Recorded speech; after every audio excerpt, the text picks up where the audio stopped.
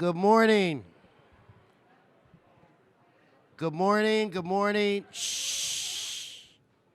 Good morning. It is Friday, March 24th. Want to welcome each and every one of you to City Hall, your Los Angeles City Council. This council meets every Tuesday, Wednesday, Friday. Madam Clerk, we do have a quorum. Would you please call the roll?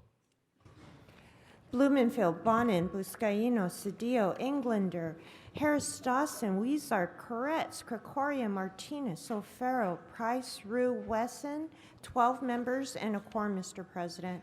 Okay, thank you. First order of business.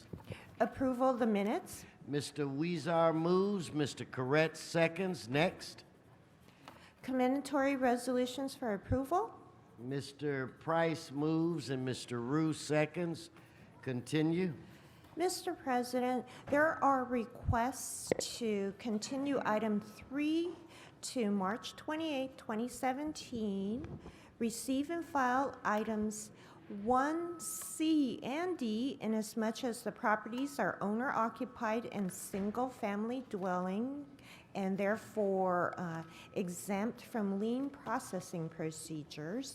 And finally, to reduce the lien on 1G to $2,639.73 inasmuch as the lien was partially rescinded, and to continue 1G to April 19th. Okay, so without objection, that shall be the order. Continue. Item 1 is an item notice for public hearing. You have cards? Yes, sir, there are cards. Then let's continue. Items 2 through 7 are items for which public hearings have been held. Committee reports for 2, 5, 6, and 7 have been submitted, posted, and circulated for council's consideration. Okay, so let's hold item 4 and let's prepare to vote on the remaining items. Let's open the roll, close the roll, tabulate the vote. 12 ayes. Continue. Item number 8 is an item for which public hearing has not been held. 10 votes are required for consideration. Okay, so without objection, that item is now before this body. Mr. President, there is a card on this, or several cards. Okay, then we will hold that and move forward. Continue. On the continuation agenda, item 9 is an item for which public hearing has been held. Okay, let's hold it though. And that brings council to either the special meeting, items called special, or presentation, sir. Okay, so what we'll do, why don't we, for a little while, we'll sit on the special meeting. We'll move forward with the presentation portion of today's meeting. So I'd like to recognize Mr. Krikorian and Mr. Price at this time. Even though, Mr. Price, I didn't recognize you. I don't know what looks different about you, but I did not recognize you. Thank you, Mr. President. Good morning to all. We're here for a series of very special presentations. Let me hear you say, fight on. Fight on. I can't hear you. All rivalries aside, everyone around this horseshoe represents Los Angeles, and you should know that we live in a proud city. Here with us today, we're going to recognize not only 1, not 2, but 3 NCAA champions. Champions in water polo, soccer, beach volleyball. The ladies of USC can do it all, can't they? Yes, sir. And let's not forget the Rose Bowl champions. They are here today, too. As representative of the new Ninth, I'm proud to represent USC. And my colleague, Councilman Paul Krikorian, a graduate, is even prouder. Councilman? you have some words? Thank you very much, Mr. Price. And I have to say, you all know that I am embarrassingly a proud USC alumni. I bleed Cardinal and gold, but I have to say today, Mr. Price, I think you've outdone me with that headband. That's a thing of beauty. Gotta represent. The city of Los Angeles is blessed to have two of the finest universities in the country right here in our city. We recognized UCLA last week, and I want to also, before we get into our formal presentation, recognize the academic prominence that USC has achieved in recent decades as well, under President Sample and under President Nikias. USC has risen in the academic rankings to the point that we now are really blessed to have two of the finest research universities anywhere on earth, really. But in addition to that, of course, USC has a long and proud athletic tradition, a history of dominance in so many sports, which is especially important to all of us now as we look forward to winning the 2024 Olympics and bringing that to Los Angeles. Because if the University of Southern California were its own country, it would be the 16th ranking country in the world in Olympic medals won. It would be the 12th leading country in the world in gold medals won. And in fact, USC athletes have won at least one gold medal in every Summer Olympics since 1912. So some of the athletes who are here before you today, perhaps we'll be seeing on a future medal stand in an upcoming Olympics or other international event soon.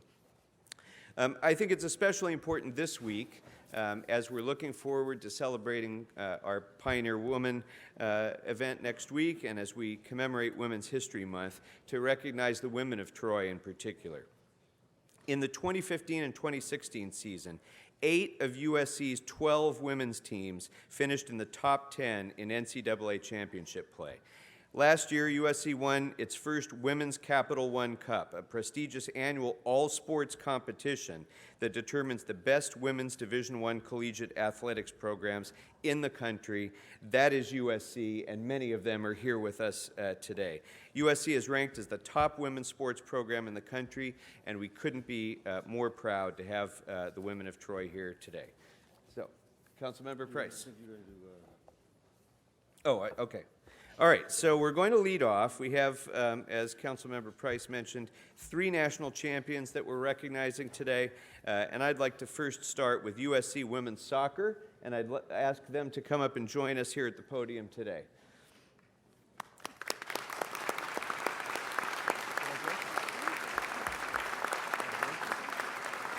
So, on December 4th, the women of Troy went up against the national #1 ranked West Virginia in the NCAA Women's College Cup final, and they crushed them with a 3-1 victory, becoming the first Pac-12 school to have 2 NCAA women's soccer titles and one of only 4 schools in the entire nation to have multiple national titles. This marked USC's 126th overall national championship, of note, Mr. Rue. But the team finished the season with a 19-4-2 record. The title was a first for head coach Kadani McAlpine, who is in his 3rd year as head coach. So I want to introduce now to speak on behalf of women's soccer, Dominique Randall. Let's give her a hand.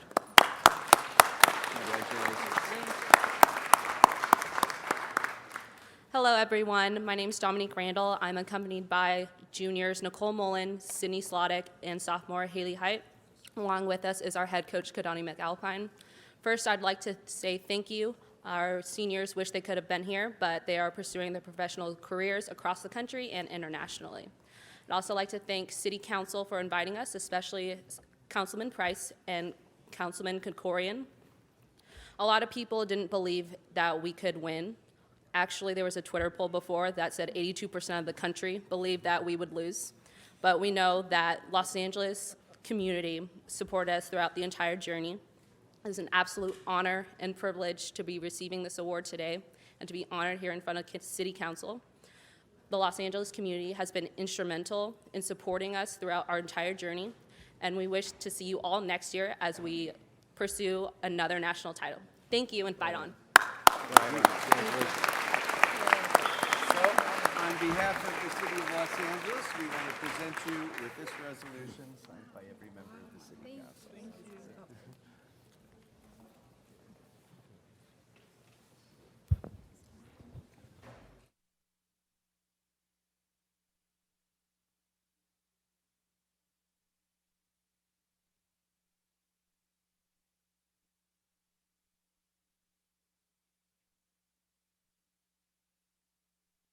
For USC women's water polo.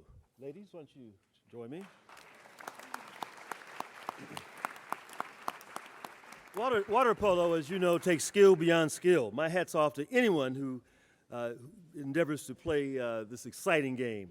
These ladies are part of a lasting legacy at USC. The USC water polo team has 5 national championships. Last year, the team won at the expense of my alma mater, Stanford, with no hard feelings. And the 2015 Stanford team beat UCLA, Councilman Koretz. That's another story. But I digress. We're here today to honor these ladies for their outstanding commitment to athletics, their tenacity, and their superior skills.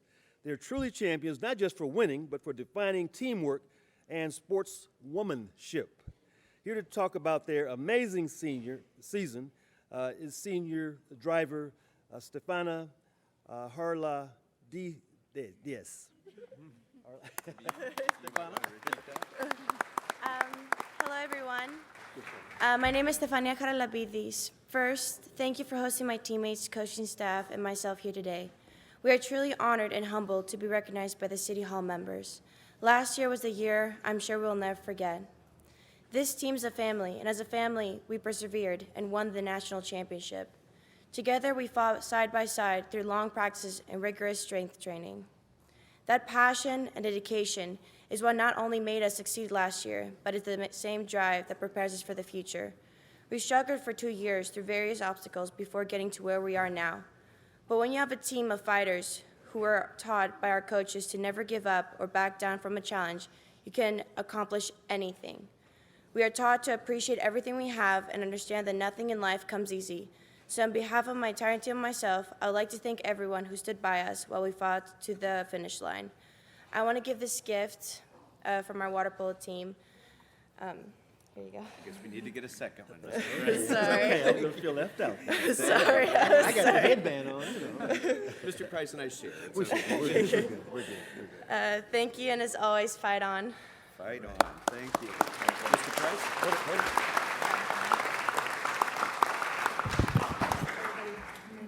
Come on in here.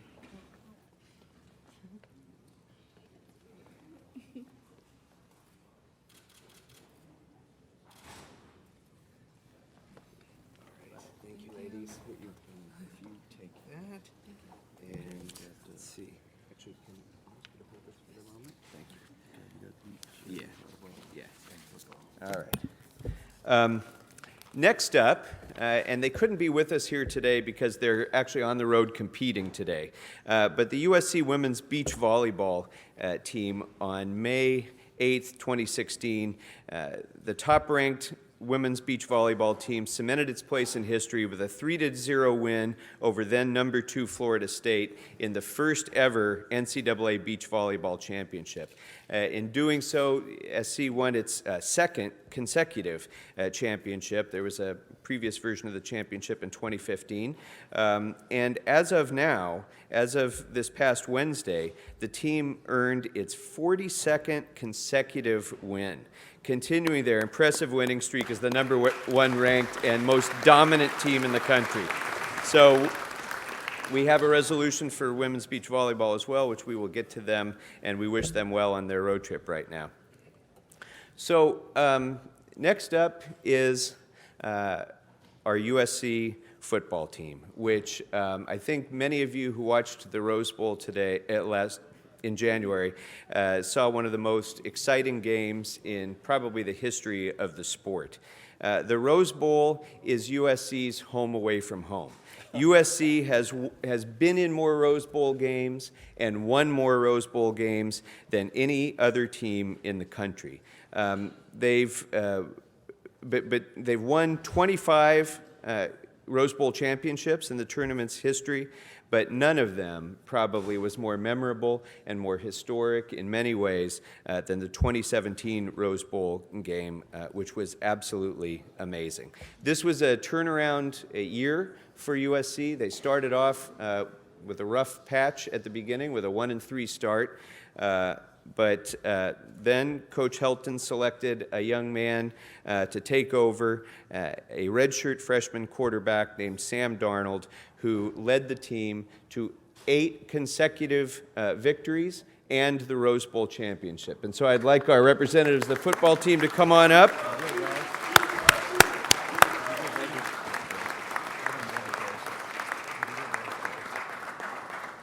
Congratulations.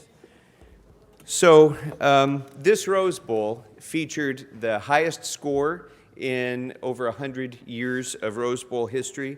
It included the biggest fourth quarter comeback. No team in Rose Bowl history had ever come back from a 14-point deficit in the fourth quarter, as this team did.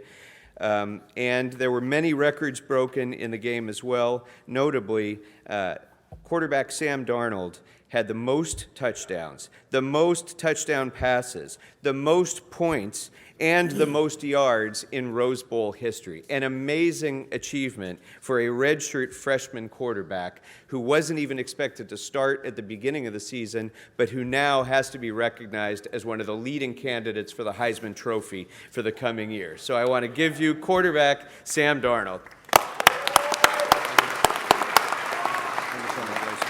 And recognize your teammates. Yeah. How's it going? First off, I'd like to say thank you to Councilman Krikorian and Councilman Price. I'm here with Deontay Burnett, Daniel Imatorbebe, and Cameron Smith.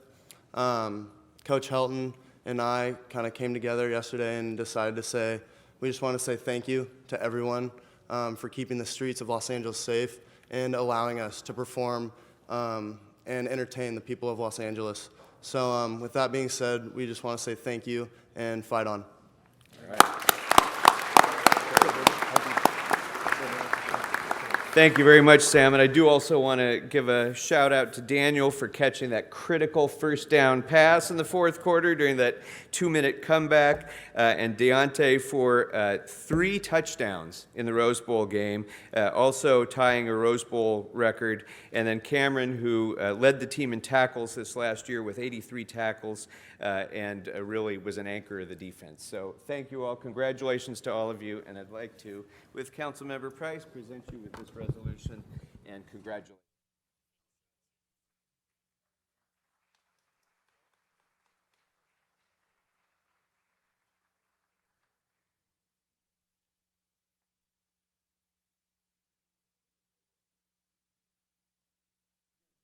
General ladies, congratulations. Keep up the good work, and let's do it again.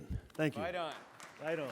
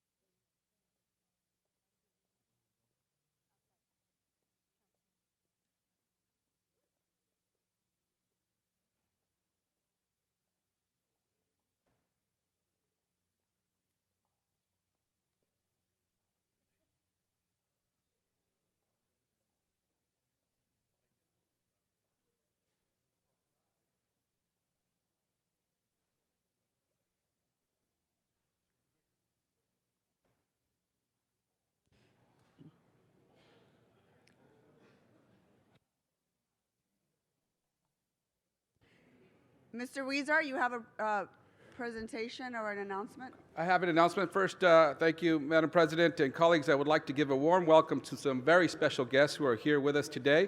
They are from Boyle Heights, from Roosevelt High School. They are visiting Boyle Heights, and they will also be accompanied today by our city attorney's office as they visit the LA Chamber of Commerce and also visiting the Department of Transportation, Board of Public Works. I want to thank you for coming out. Would you stand up and be acknowledged? And thank you for participating in civic life in Los Angeles. And welcome.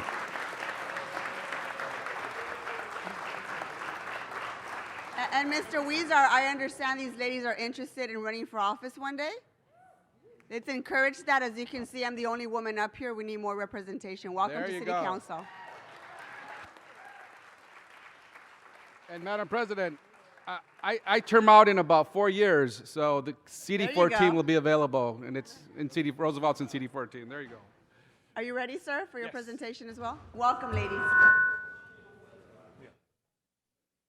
Can I say something about my high school? Mr. Cedillo, you have an announcement as well? Yes, I just wanted to welcome Roosevelt High School. I'm class of 72 from Borough Heights. We do have a rich history of public service. In 1970, I met a young transfer from Cathedral High School named Tony Villar, and a few years later, he served here as the mayor of the city of Los Angeles, changed his name to Antonio Villaraigosa, and he's now running for governor.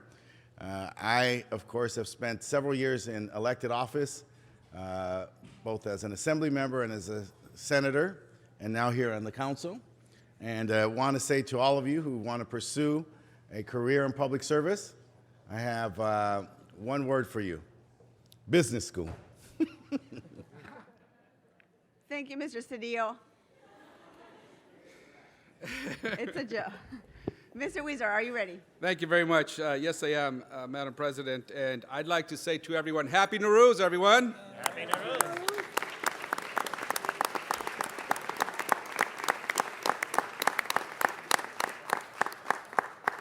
Nowruz is celebrated throughout Los Angeles and across the globe for transcending nationality and promoting the values of peace and solidarity between generations and within families. It's a way of celebrating the Persian New Year throughout the world. This year, we proudly acknowledge the Iranian Americans serving in the U.S. military, law enforcement, and public safety. It is incredibly important to highlight the work these individuals are doing, putting their lives at risk for all of us.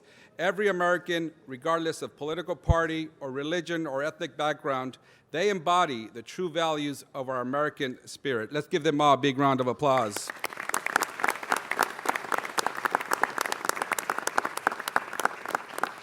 We have some members here today, and I would like to ask them to come up to the microphone and introduce themselves. My name is Cyrus Zeta. I work for the Ventura County Sheriff's Office as a major crimes homicide detective.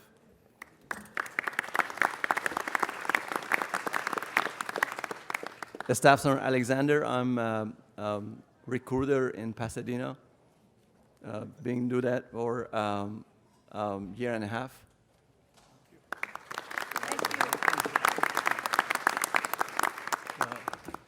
LA native, Sergeant First Class, Emundo Bandana, 82nd Airborne. You okay there, sir? You okay there? You want to come on up? Yeah, no, Navy. Okay. Oh, that's right. Hello, everybody. My name is Elia Escari. I work with Ventura County Sheriff's Office as a forensic scientist. Thank you. Thank you. Iranian Americans are not only well represented in the military and law enforcement, but are also one of the most entrepreneurial groups with a self-employment rate of 22%.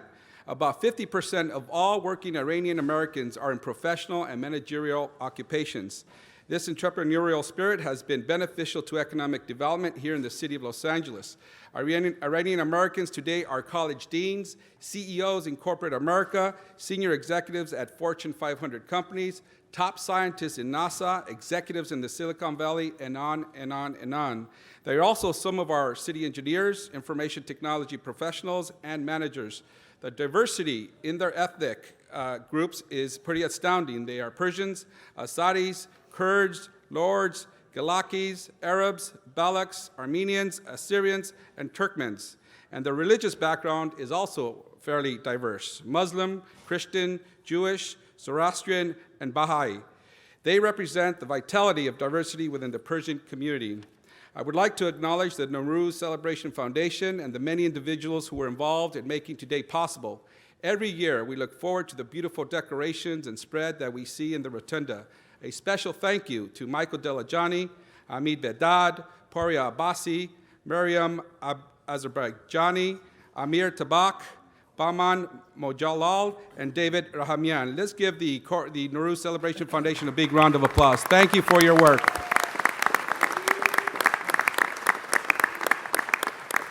And with that, let me introduce to you Councilmember Koretz.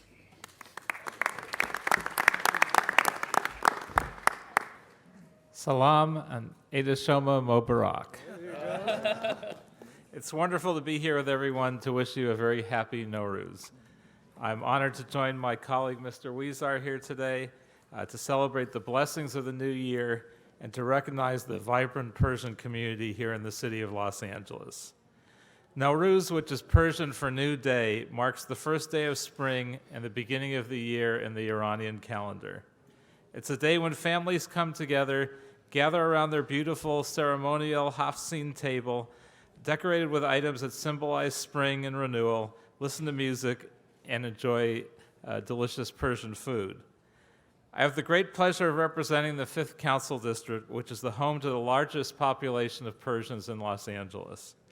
And I'm proud to recognize that Los Angeles, or should I say Tehrangeles, is stronger and richer because of the many communities who celebrate this wonderful occasion. A few years ago, we named an intersection on Westwood Boulevard Persian Square, giving the Persian community the recognition it deserves. This intersection is of particular significance because the very first Persian business in the city opened in 1974 on the corner of Westwood Boulevard and Wilkins Avenue. Since then, there's been an influx of Persian businesses and residents into the area, and today we are proud to have many of the businesses on Westwood Boulevard owned and operated by people of Persian descent. Our local Persian businesses and residents of the Westwood area have been a magnificent gift to all of us in the 5th Council District and have blessed and enriched us with dynamic culture and commerce as well as priceless friendships. The Persian community, like many other robust, thriving immigrant communities, helps make our city great, and my hope is to continue working with the community to honor their heritage for many years to come. This year will be an especially monumental year for the Persian community, as for the last couple of years, I've worked with the Farhang Foundation, a nonprofit who will be installing an iconic sculpture on Santa Monica Boulevard, the Freedom Sculpture, themed on the Cyrus cylinder from 2,500 years ago, celebrating individual freedom, multicultural existence, and religious tolerance for the Persian community and for all. I'm tremendously proud of the contributions of the Persian community who have provided the city with a rich array of traditions which have no doubt transformed Los Angeles. They have truly woven their beautiful culture into the fabric of the city, and there's so much more to come. Los Angeles is a great city that is so much greater because of the efforts and contributions of this community. Thank you for the opportunity to celebrate together. I wish you all the best for the year 1396. Merci and Nowruz Itun Piruz.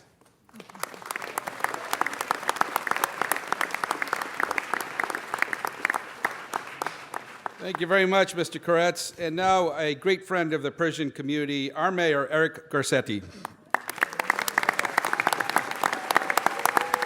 Thank you.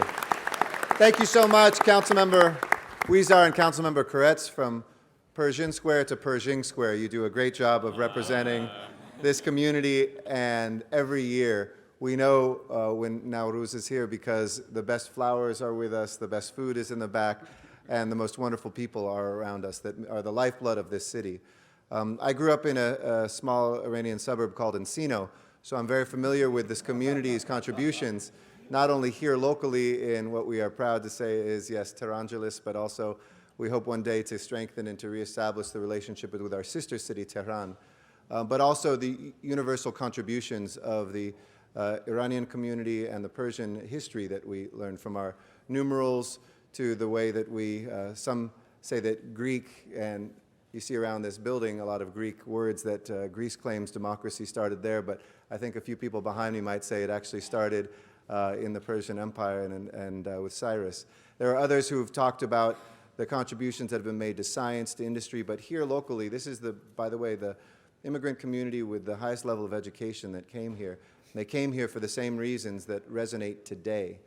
I was at the airport greeting one of our newest Iranian-American, Iranian, I should say, he's becoming an American, immigrants, a refugee who came here after 8 years, and under the unfortunate actions that happened that he got swept up in through Washington and executive orders and court decisions. He made it here and got sent back, but when we were able to grab him and come back, we were here to greet him, and the community was there with open arms, not just Iranian Americans, but all of us, to say Los Angeles will always be a place of refuge, always will be a place of welcome, always will be a place where love overcomes any hate.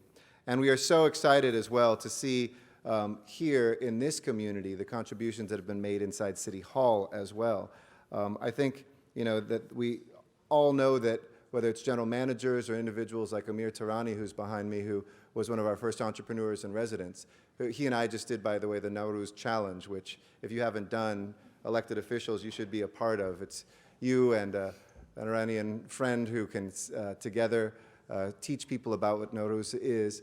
I challenged a few people, Jimmy Kimmel, Tommy Lasorda, and Valerie Jarrett, who was actually born in Iran, as my 3 challenges, and it's spreading like wildfire. It's the latest viral craze out there on the internet. But it's a great way of letting people know that right here in America, we celebrate this holiday as a holiday of renewal, a holiday of celebration and a family.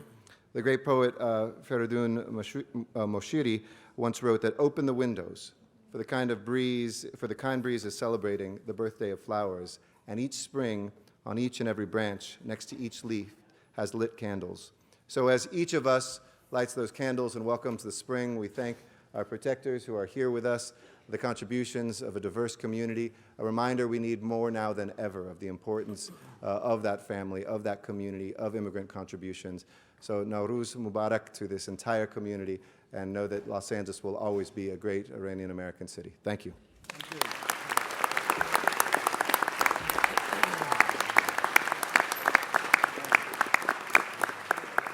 Thank you very much, and thank you, Mayor, for your leadership in unifying the city, irrespective of where people come throughout the world. And we celebrate not only Nowruz as a springtime, but we also celebrate in the city of LA that this time we are one of the most diverse cities in the world, and that is an asset. Thank you very much, Mayor.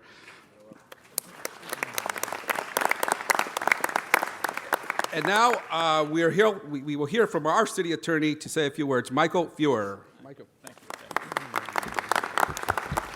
Thanks. Saleh No Mubarak. Happy New Year. I'm working on it. It's good. Okay. Just wait till the end. So it is wonderful to be here and to join in this celebration.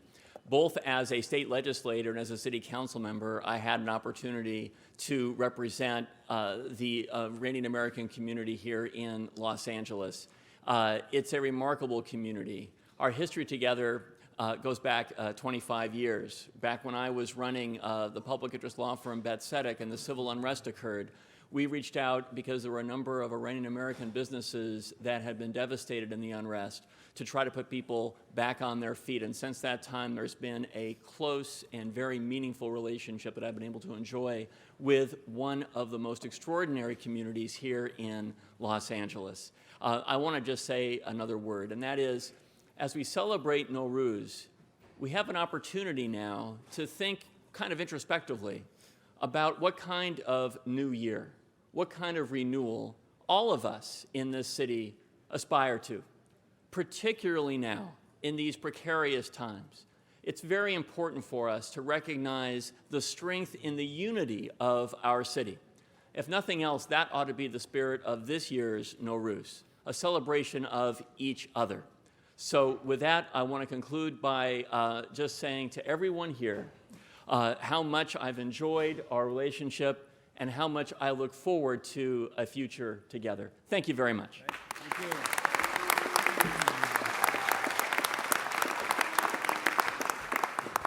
And now we're going to hear from our controller who has verified all the data we put out today, Ron Galperin. Welcome, Ron Galperin. He did it in Farsi today, doesn't he? Good morning, and Nowruz Piruz. Welcome, everybody. Every immigrant group in Los Angeles brings its own set of precious gifts, which in turn become part of the rich fabric of our city. Indeed, it's a kaleidoscope of colors and of cultures that really help identify what Los Angeles is all about and enrich us all. And the Persian community contributes so much to LA and has found, of course, great success in so many walks of life. And by the way, what a testament it is to have so much of the city's leadership here to celebrate Nowruz and to remind us of the timeless lessons of the Persian New Year. Now, on the surface, Nowruz, which literally means, of course, new day, celebrates the new year, falling on the first day of spring. And that's, of course, logical. But it's also a uniquely secular tradition, and it bears not noting that it comes to us from a part of the world that we rarely think of as necessarily being secular. But there is a harmony and a universality to Nowruz. There's also a lot of symbology to Nowruz, which goes across many different religions. For example, take the egg. It's a symbol of birth and it's a symbol of rebirth. You find it on the Seder plate, you find it on the Haftzin, and you find it, of course, in Easter celebrations. So it really represents many of the great traditions of so many religions. Now, tied to the rhythm of nature, Nowruz conveys a strong environmental message too, reminding us of the wonder of the world and our place in it. However, it is perhaps in the symbolism that Nowruz is most empowering is representing that rebirth. And so I'm really grateful for the opportunity to be here. By the way, also the great thing about celebrating several different New Years in the City Council is that if I haven't lived up to the promises that I made for one New Year, I can shift it to the next New Year. So thank you all so much for coming together to ring in this New Year. And Eid Nowruz Mubarak. Happy New Year. And thank you so much to Council Member. Thank you very much. Thank you very much, Controller Ron Galperin. And now an Assembly member who once worked here with Council Member Krikorian as well, right? Adrian Nazarian. I'll keep it brief. I just want, because everything wonderful about the occasion has already been stated, and I appreciate the eloquent words of the mayor as well as the controller in specifying the importance of this celebration. It is a time for renewal, and I just want to leave you with one quick story. 36 years ago, when my mother and I arrived to the United States, had some of the policies that we are dealing with now been in place, we would have been asked to return at LAX when we arrived there. I'm glad the same policies weren't prevalent at that time, and I think it's going to take a lot of work on all of our parts to make sure that individuals who are seeking a better life and who we have always welcomed into our country, who have contributed greatly, to continue being able to do so. Thank you all for being here. Thank you for the wonderful celebration.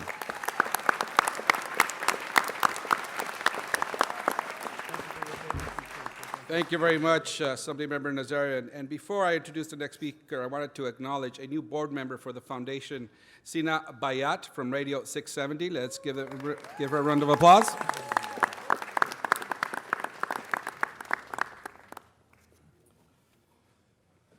Hello, everybody. My name is Sina Bayat. I'm from Radio Iran 670 AM. I want to congratulate all Iranian and Happy Nowruz.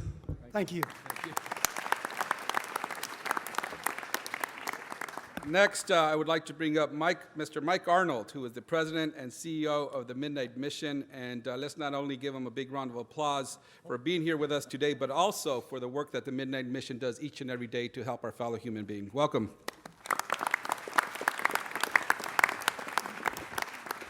Thank you and good morning. It's such an honor to be here today to celebrate with the Iranian American community.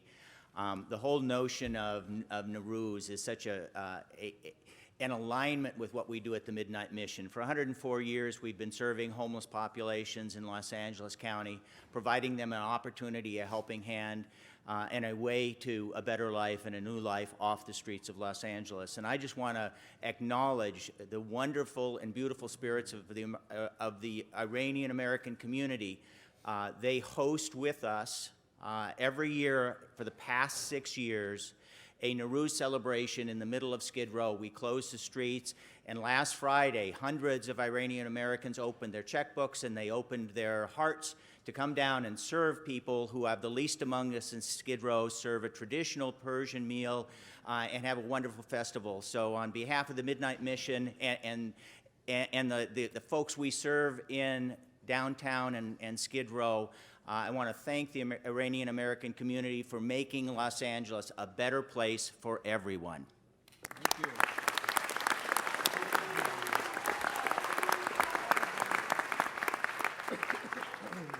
Our next speaker is Mr. Poria Abbasi. Poria is the former general manager of the Los Angeles Convention Center, as well as a board member for the Nowruz Foundation. He will make a few remarks in Farsi, the native language of Iran, for the Farsi-speaking audience of this program that is being heard around the world. Please welcome Mr. Pori Abbasi.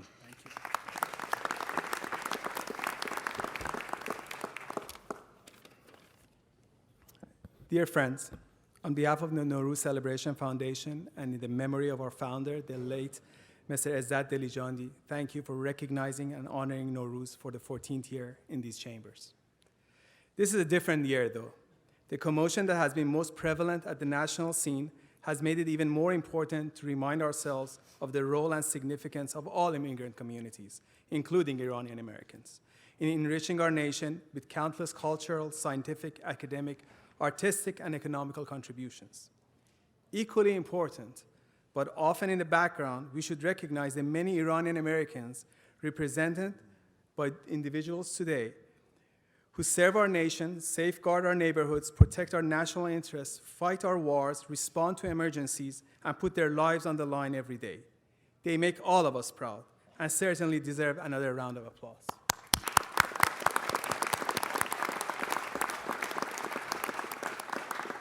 So as we celebrate Nowruz and think about the themes of hope, tranquility, compassion, and peace, we are ever more cognizant and most dependent on Los Angeles to continue her legacy in protecting, honoring, and appreciating the diversity that has become the hallmark of this great metropolis. We as Angelenos will need to do our part in recognizing and protecting this beautiful tapestry of so many cultures and backgrounds that have enriched our own lives in Los Angeles. May the arrival of spring bring much joy, understanding, and serenity to our nation and to our city as we distance ourselves from a difficult winter and aspire to be better and to do better in Nowruz 2017. از جانب شهر لس آنجلس، شهردار شهر لس آنجلس و انجمن شهر لس آنجلس نوروز باستانی را به تمام پارسیان در سرتاسر جهان تبریک گفته. آرزوی سالی پر از صلح، عشق، آزادی و مثبت بودن را داریم. نوروزتان پیروز، هر روزتان نوروز. Thank you.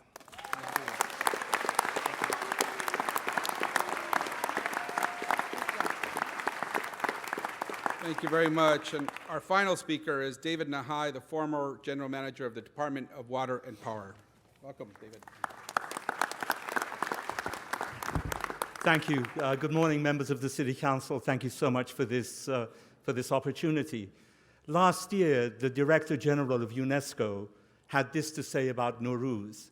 She observed that the fundamental values of Nowruz are peace, diversity, tolerance, harmony with nature.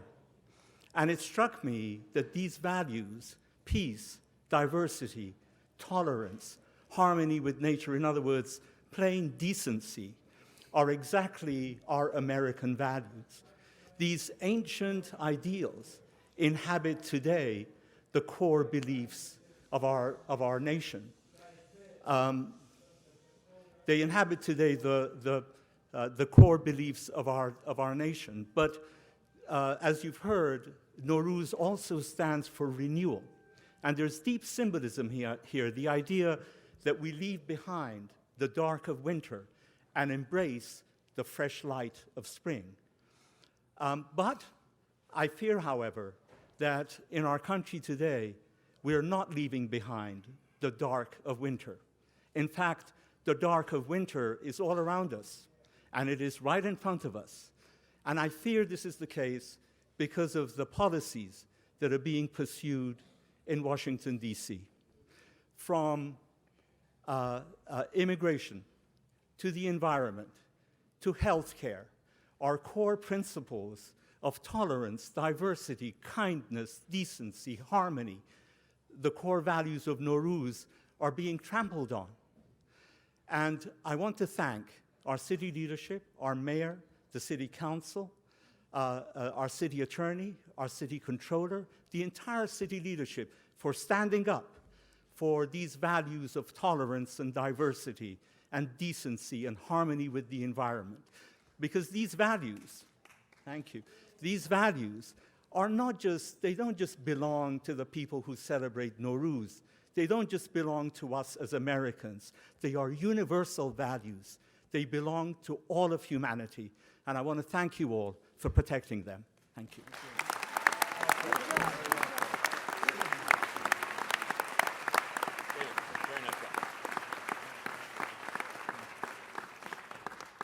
Thank you very much. Very well said, Mr. Nahai. We appreciate those words, and we appreciate your work here as the General Manager for the Department of Water and Power.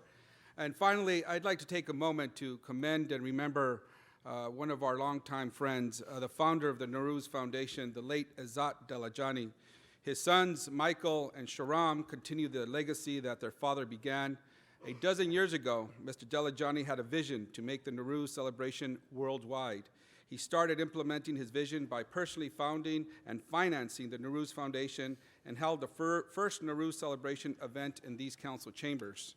And if you think that one person cannot make a difference, know that today Nowruz celebrations take place throughout the nation, and know that Izzat Delajani made that difference. He had the true Persian spirit and cared about the city, his adopted city, in a way that few native Angelenos ever could. He was a great man of tolerance, grace, and humanity. May God bless him and thank him for us allowing us and helping us celebrate the Nowruz celebrations throughout the country. Let's give him a big round of applause. Thank you.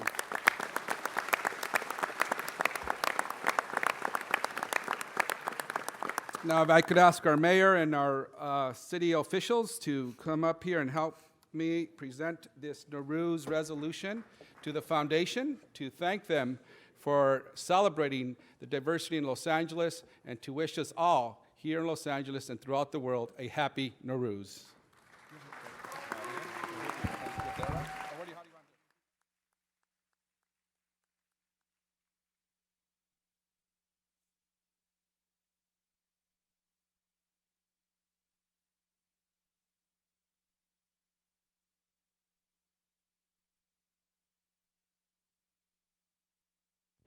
Mr. Weezer? Mr. Weezer?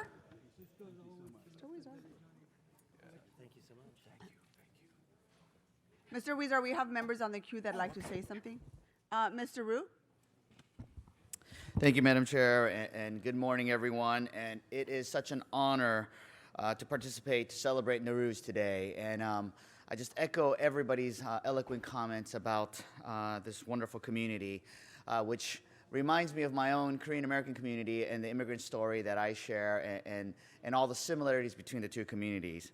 And, you know, as everyone said, Nowruz marks the beginning of spring and the new year, and it's a time for family and friends to gather to observe traditional rituals and enjoy traditional Persian food. Oh, come on up. And, you know, there are 1.5 million Iranian Americans living in the United States, and over 700,000 live in Los Angeles alone, the largest population outside of Iran. And Iranians are also one of the top 20 immigrant groups with the highest rates of business ownership, which contributes substantially to our economy. They are, as seen before us, doctors, teachers, police officers, lawyers in our communities, serving our communities. And I'm also very proud to have a staffer of Persian descent on my team, Nikki Azari, who is my senior field deputy.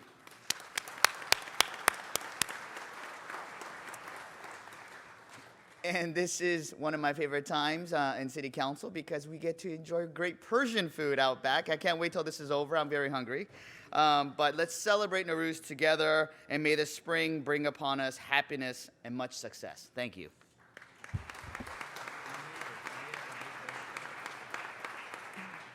Mr. Cedillo? Mr. Cedillo? Okay. Mr. Blumenfield? عده شما مبارک سال خوبی داشته باشید.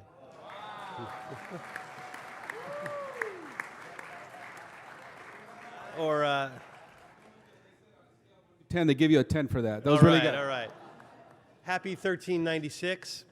I hope this is a great year. A lot of folks have talked about the challenges that we have, and it's more important than ever to embrace Nowruz, to embrace our immigrant communities.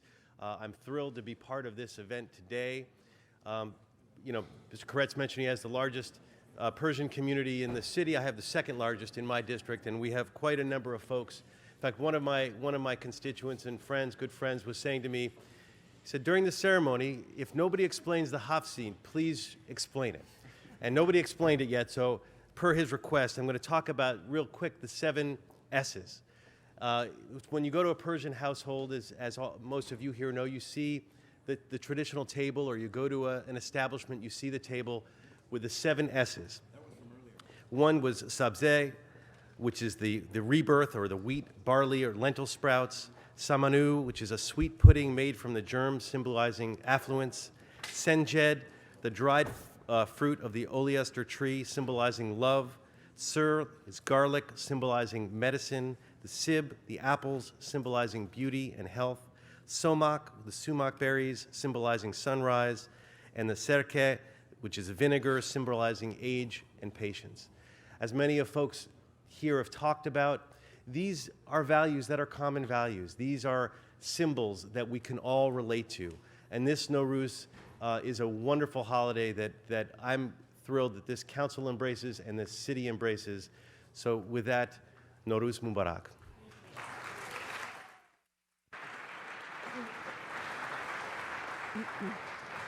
Mr. Krikorian? Thank you very much, Madam President. And I have to apologize. My Farsi is not nearly as good as Mr. Blumenfield. So happy Nowruz, happy New Year, everyone, and welcome to Council again.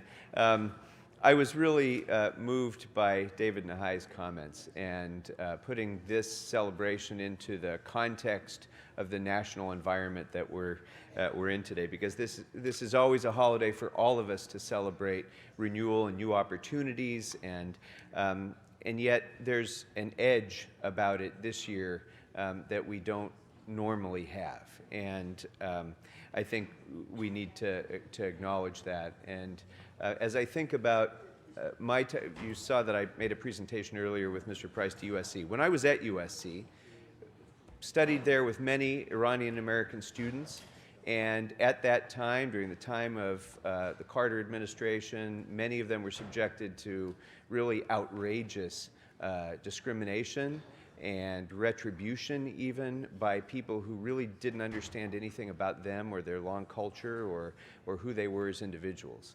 And it was an ugly time.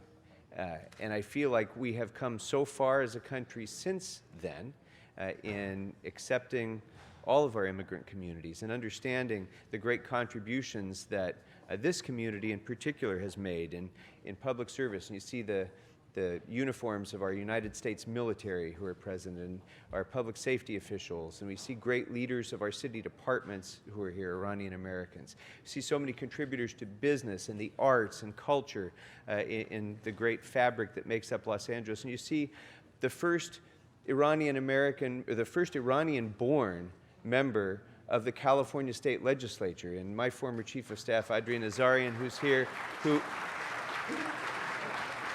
who at that time, when I was at USC, was arriving here with his family as immigrants and has risen to become not only the first Iranian-born member of the legislature, but the first person to rise up and celebrate Nowruz in our state capital as well. So we've come a long, long way. And yet, all of that progress is directly under threat right now by the policies of the Trump administration.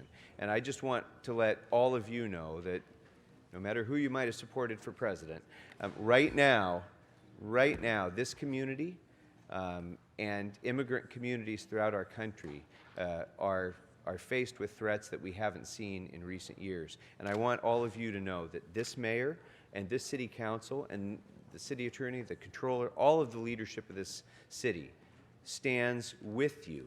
We stand behind you. We will support you, and we will fight every effort that this government makes to try to oppress this community or any other community of immigrants in our country. So happy Nowruz.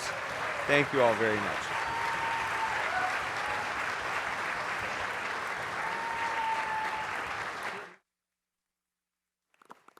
Mr. Huizar, if I may, I want to recognize a very special friend who goes out of his way to not only cater this event, but provide all these beautiful flowers and an exchange of culture, and it's my friend Mo, who's always behind the scene and never wants to be recognized.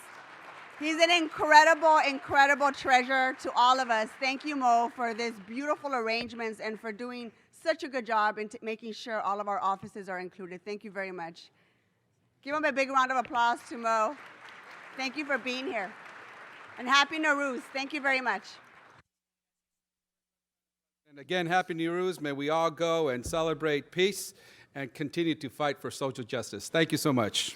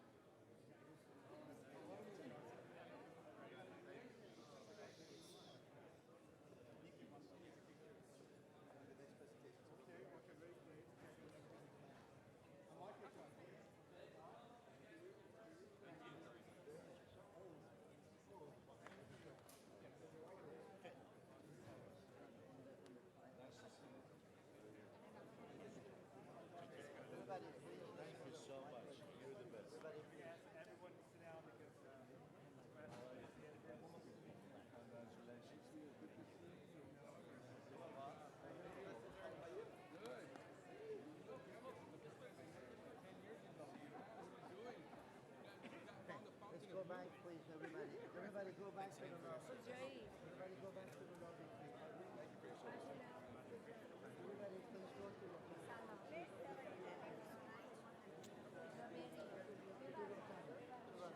Go straight and go to the lobby.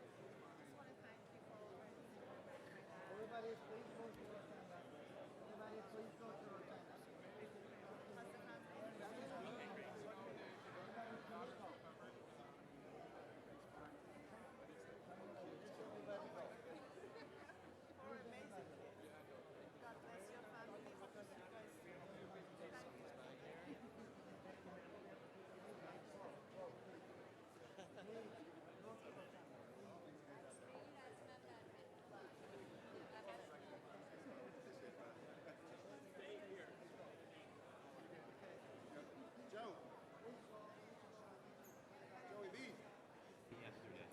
Mr. Buscaino, are you ready for your presentation?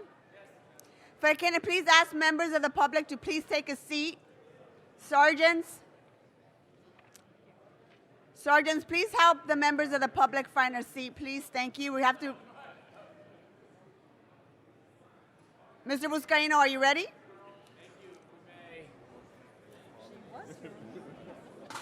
So I'll introduce, I'll kick it off, introduce Sarah, Mike, and then Eileen. Good? Okay. Thank you, Madam President.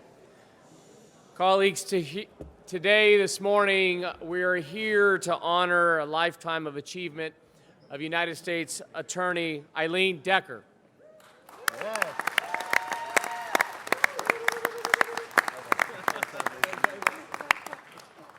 Your accomplishments, Eileen, are extraordinary. And when I tell my daughter, Gia, about the importance of dreaming big and show that what she can do to achieve in her life, I tell Gia that people like Eileen Decker is someone that she can look up to.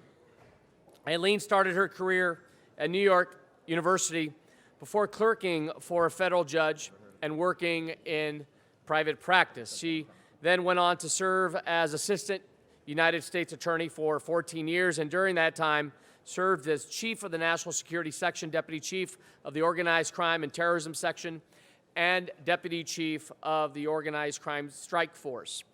All of this before becoming Deputy Mayor of Homeland Security and Public Safety under Mayor Villaraigosa, and then under our current Mayor, Eric Garcetti.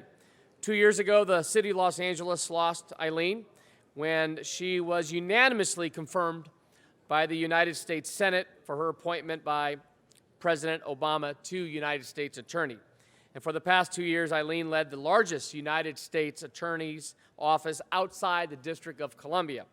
The office, which currently employs approximately 250 attorneys, serves more than 19 million people in the counties of Los Angeles, Orange, Riverside, San Bernardino, Ventura, Santa Barbara, and San Luis Obispo. So take a moment for this to sink in. She represents 19 million residents, more constituents than the governors of 46 states. And for that, let's honor Eileen for that amazing representation.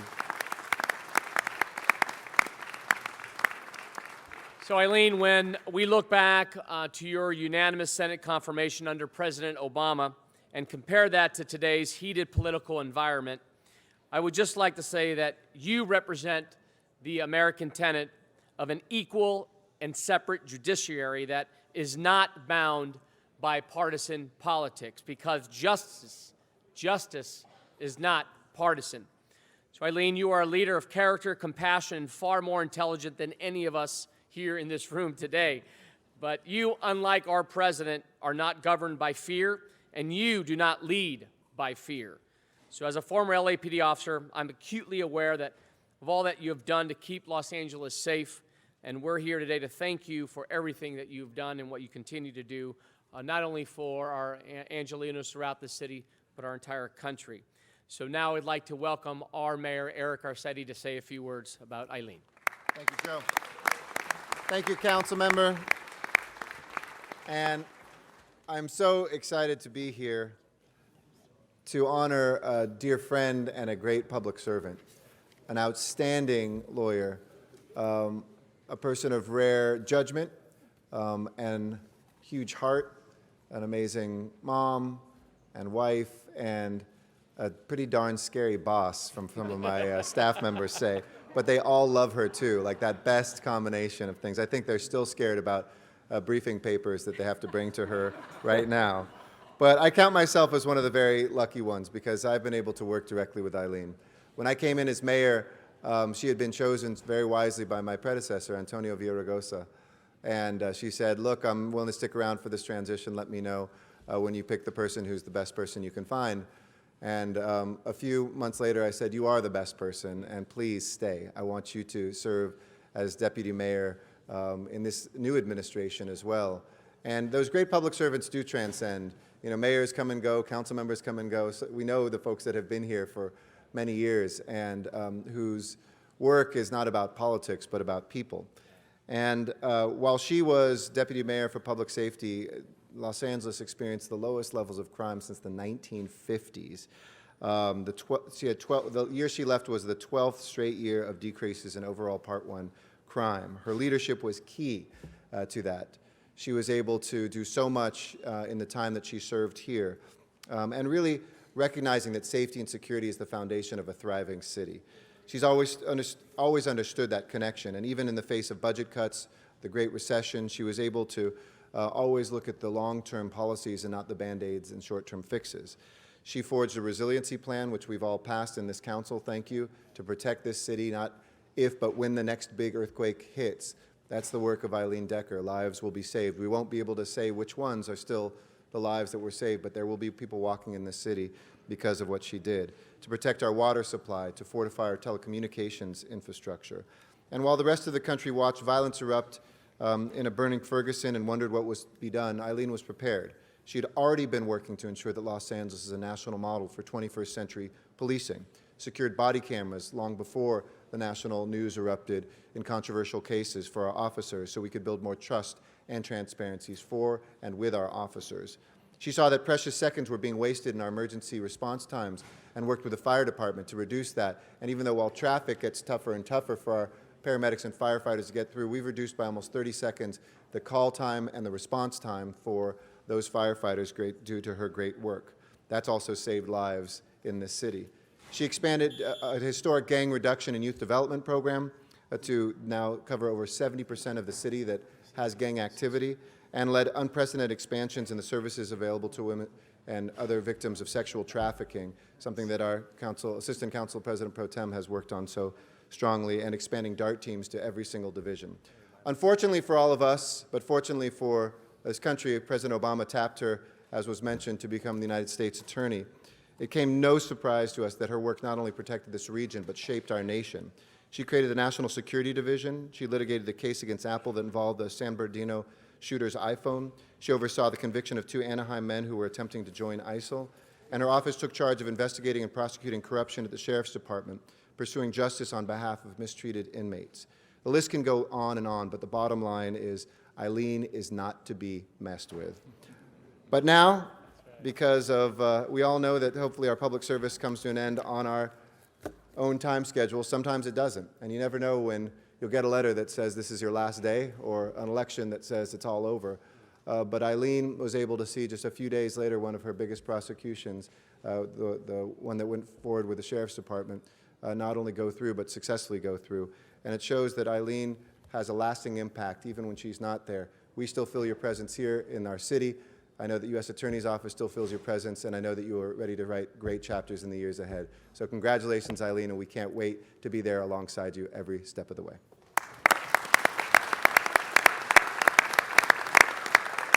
Thank you, Mr. Mayor. Now, to help celebrate Eileen's contributions to our city attorney, Mike Feuer. Thank you, Councilman. Thanks, Joe. So oftentimes, we in this chamber have these kinds of presentations, and it's our responsibility, our duty to do it. Today, this is a very personal moment for me because I've had the opportunity to work with and learn from Eileen Decker. When she was in charge of public safety for Mayor Villaraigosa, again under Mayor Garcetti, but most recently in her role as United States Attorney for this district. And I've seen, in a very personal, close way, Eileen's depth of commitment to issues we care about, combating gun violence and making a focused effort to do just that, recognizing that our justice system works best when members of our teams as prosecutors are dispersed throughout the communities so that we can see in a much more personalized, focused way on the ground what the problems are that matter most and collaborate with members of our communities to resolve them. Eileen is somebody for whom principle is the most important guidepost. Eileen's integrity, and I can say this speaking from very specific experiences, is second to none. And, you know, it was said, Eileen, that you're a role model on so many levels. You're a role model for what it means to be a lawyer, a leader, and a public servant. Now, we all know that when presidents get elected, it's their prerogative to change those who lead U.S. attorneys' offices around the country. But when President Trump got elected, I was hoping that he would look at your record and see somebody whose role and all of whose extraordinary accomplishments transcend that typical partisan politics.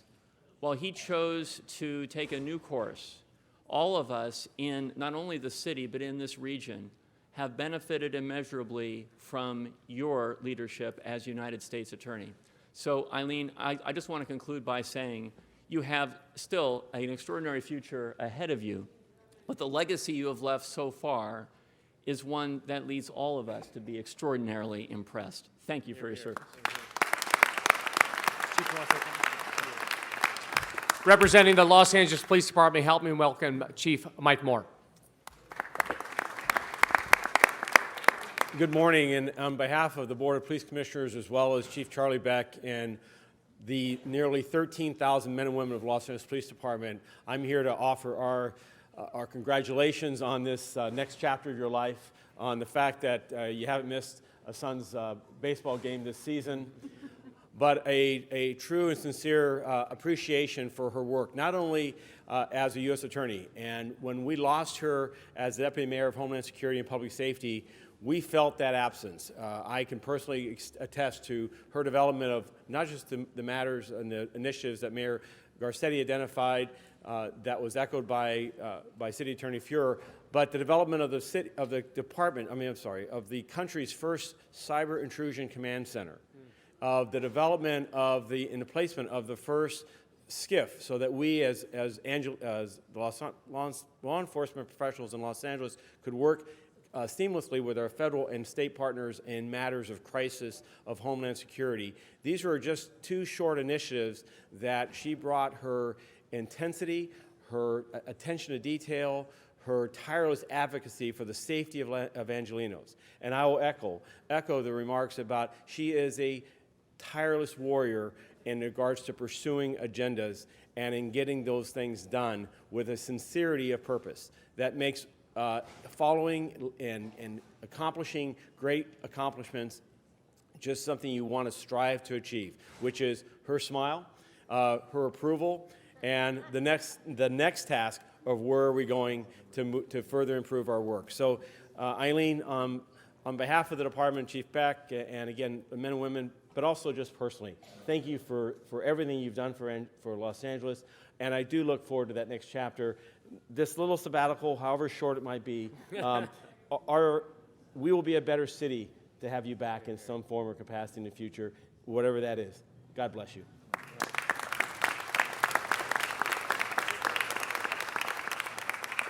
So Eileen, on behalf of the mayor and this entire city council, our city attorney and our city controller, we recognize you for your contributions to the city, to this region, to our country.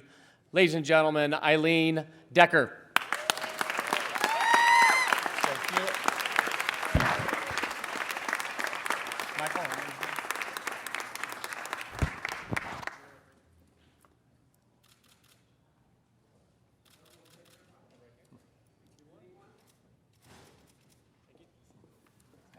It's all yours, ma'am. Well, thank you very much. Thank you, Councilman Fuscaino, very much for this honor. Thank you, Mayor, Council President, all the council members, my family, members of the Mayor's Office who are here, members of the U.S. Attorney's Office. Two of our United States District Court judges are here today. I thank them for coming. Also today in the audience is Mandy Pfeiffer, who is a member of the Mayor's crisis response team, but more relevant for today, she's representing the survivors, the victims of the San Bernardino attack, and it means a great deal to me that she is here today. It is such an honor to be back in this beautiful chamber, to be back with all of you today, and to be in the presence of such exceptional public servants, which you all are. And as a resident of this city, I thank you for everything that you do to make this city a great place to live and to work. And as a public servant, or a former public servant now, I thank you because of all the lessons that I learned here in this chamber, in your committee meetings, and in the mayor's office that I was able to bring with me to the United States Attorney's Office and apply there. So I thank you for being a great teacher. But today I'm also very grateful to our mayor. The first day working for him, I recall with clarity, it was his first day formally as mayor, and he called all his staff together and he talked to us about being public servants and the importance of that role. And he reminded us that we do not own these positions, that we are custodians of them, and forever how long we are privileged to serve, that we have to apply ourselves every single day to serving the public good. And it is because these positions can be short-lived that his words rang true to me every single day, both as deputy mayor and as U.S. attorney, and they certainly served me very well, and I thank the mayor for his generosity to me, for his support, and for being an amazing public servant.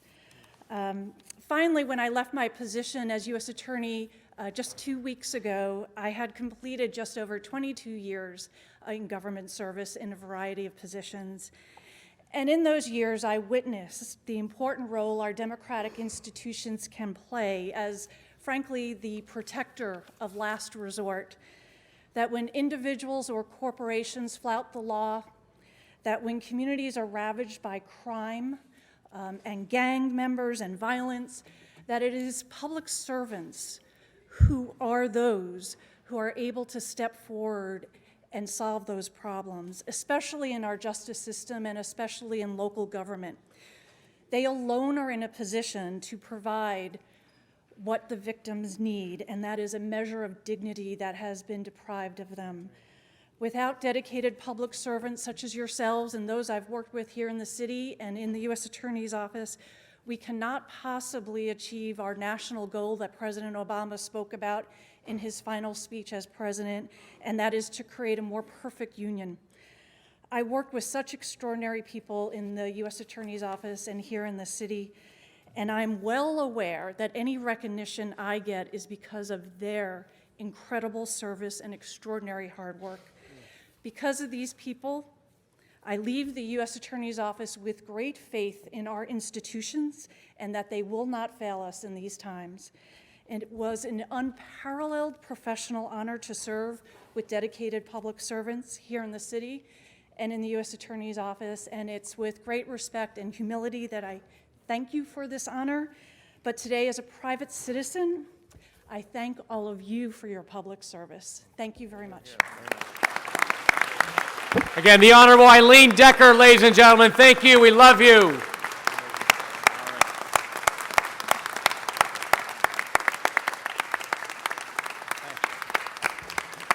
Thank you, Mr. President.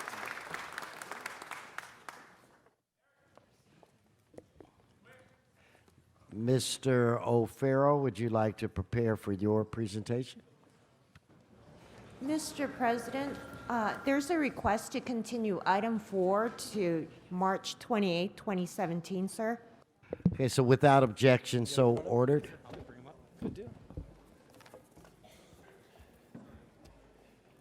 Thank you, Mr. President. Let's just wait a moment, let Okay. it die down a bit. Mr. O'Farrell, let it quiet down a bit.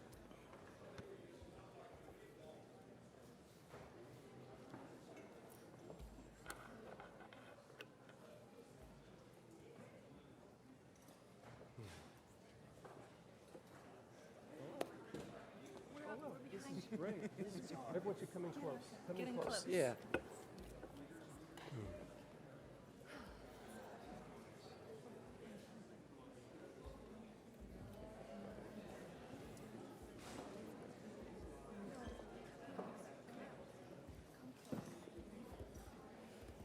I'm tall.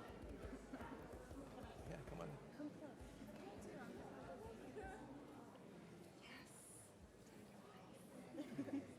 We'll make this very exciting. Since there's been a lot of presentations, we're going to liven it up.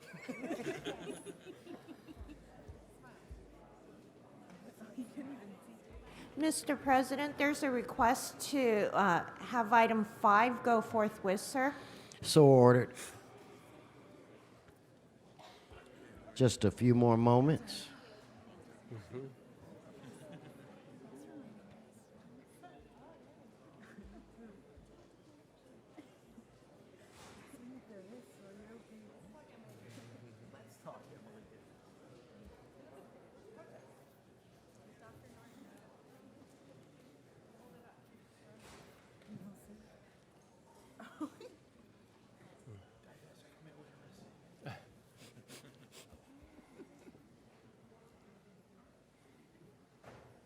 Okay, Mr. O'Farrell, I see you brought a very small group of people with you, so you may want to begin at this point in time.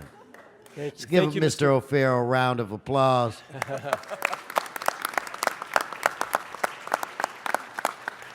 Thank you, Mr. President. Colleagues, there is clearly a lot to celebrate today. And it's a lovely spring season that we're having, and I think that this presentation is in perfect, in keeping with that theme. I am so pleased to celebrate the Department of Cultural Affairs' Big Read program and encourage the enjoyment of literature and poetry throughout Los Angeles. Hope is the thing with feathers that perches in the soul and sings the tunes without the words and never stops at all. If I can stop one heart from breaking, I shall not live in vain. Nature is a haunted house, but art is a house that tries to be haunted. Those are the words of poet Emily Dickinson, this year's chosen author of the Big Read in Los Angeles. The Big Read is an initiative of the National Endowment for the Arts, designed to restore reading to the center of American culture. The Department of Cultural Affairs marks its 9th year of producing this program. Over the years, the Big Read has become a vital catalyst for community participation, civic engagement, and a celebration of Los Angeles' culture through literature and art. The Department of Cultural Affairs has led the charge to bring thousands of books to Angelenos of all ages, and by extension, opening up the universe of the minds of young readers to the world of possibilities, the limitless world of possibilities. Danielle Brazel, DCA's general manager, joins us today in this large group of individuals, and I'd like to ask her to join me to say a few words. Danielle.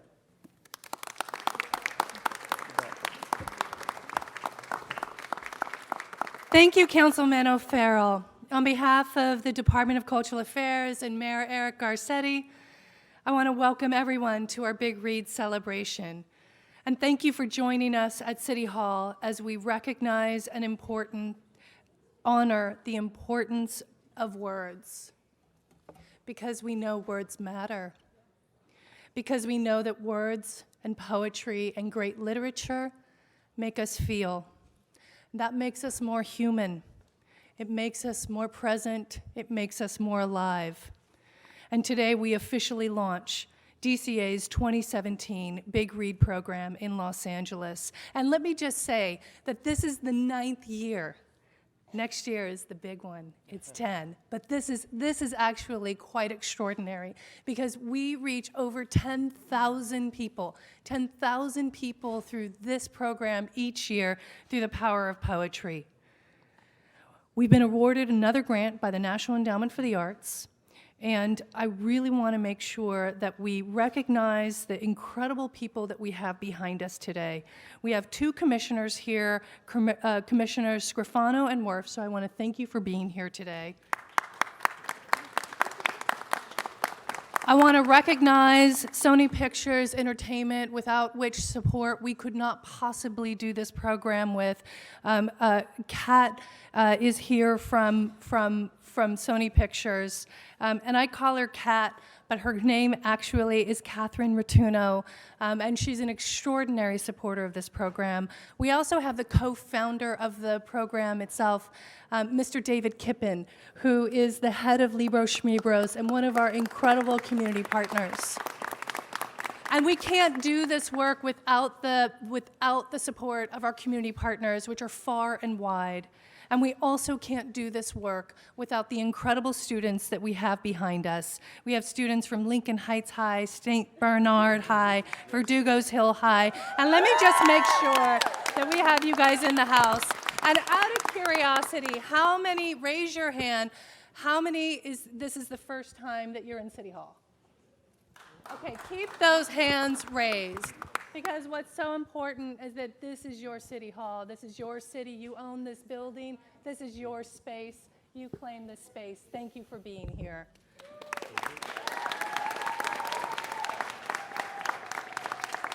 We also can't do this program without our incredible partnership with CalArts as part of our Sony Pictures Media Entertainment CAP program, and Glenna Avila is an extraordinary partner, and Glenna's here today.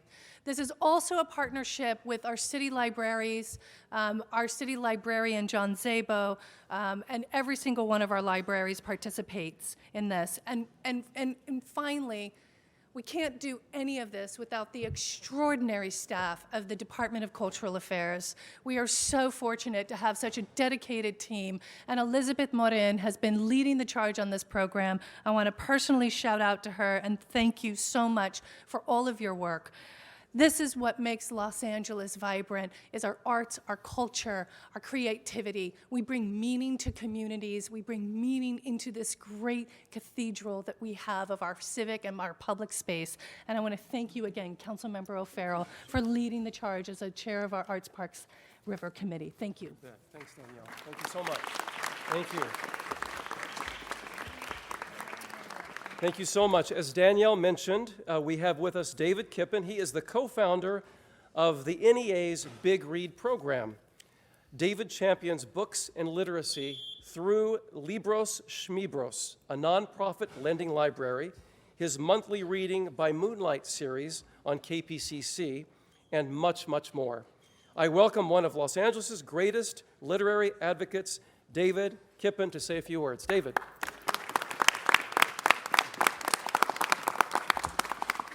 Thank you very much, Councilman O'Farrell. As a native Angelino, born in your district, I think, I'm deeply honored to talk to you and your colleagues, even if it's just for these 3 minutes. I used to work for the NEA in Washington as the Director of Literature, and I did co-found the Big Read.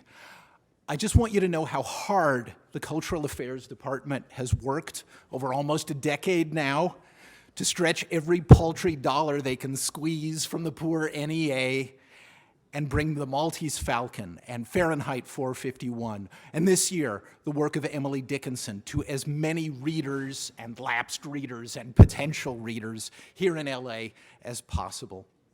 I also want to ask everyone in this room, but especially you council members, to think back to a piece of writing that first made you want to do what you do now. Did To Kill a Mockingbird make you want to be a public servant? Did Letter from Birmingham Jail make you want to work for social justice? Did the poetry of Emily Dickinson or San Pedro's own Charles Bukowski let you know that you weren't alone? Well, what if that book hadn't made it into your hands? There are people, young and old, in the book deserts of LA, not food deserts, book deserts, at risk of not getting that all-important book at the right time that they so desperately need. That's why Cultural Affairs and Sony and CalArts and all our partners work so hard to make each Big Read here in LA even better than the one before. That's why my staff and I work so hard to put books into people's hands on Mariachi Plaza in Councilman Huizar's district. Morning, Councilman. And soon, we hope, in Councilman Price's district. Nice to meet you, sir. And who knows whose district after that. So thank you for all you do to celebrate reading in LA. And one other thing. I don't have to tell you that the Trump administration has announced its plans to zero out the NEA. I know you're doing everything you can to offset some of the damage that other threats from Washington are causing. Please also remember to help offset the loss to LA should the NEA be killed or slashed. Just for example, if, God forbid, the NEA should disappear and, of course, the Big Read with it, please don't let LA become the only big city in the country without a decent one city, one book program. And for that matter, if the National Endowment for the Humanities or the Institute for Museum and Library Services goes, please continue to do right by John Szabo and our glorious Los Angeles Public Library. Shoot, if the Corporation for Public Broadcasting goes, please remember me and my fellow geeks who love Channel 35. All I'm saying is, reading and literature and the free flow of information change, even save lives. They're oxygen to all of us and all of you. If you doubt it, just come to Mariachi Plaza and visit Libros Schmibros sometime. Or come outside to the City Hall steps at lunch today and meet a few of these local Big Read partners here for the kickoff reception. There might even be a book in it for you. Thank you again. Thank you, David. Thank you. So, David, you asked me earlier what book might have inspired me, and as you're talking, it dawned on me that it was John F. Kennedy's Profiles in Courage that got me started on a certain way of thinking. And I wasn't consciously aware that would lead into a life of public service, but it was certainly and continues to be a source of inspiration. So thank you for prompting that question. DCA's Big Read program in Los Angeles partners with the Los Angeles Public Library, has been said, and numerous community and cultural organizations to encourage reading through a variety of related free activities throughout the city of Los Angeles, such as downtown's Grand Park Book Fest, poetry in Lamert Park, creative writing at the Boyle Heights Arts Conservatory, and bookmaking at the Ann Douglas Center for Women, LA Mission, and in art courses taught at DCA's neighborhood arts and cultural centers. So I encourage all Angelenos to participate in the many free events throughout the city that celebrate literature, poetry, novels, stories, and the work of Emily Dickinson. Here's the book. Get a copy. You'll get lost in it in no time. Through the Big Read program in Los Angeles. Therefore, I'd like to present this certificate as we celebrate Big Read Los Angeles 2017 in the month of April. Congratulations.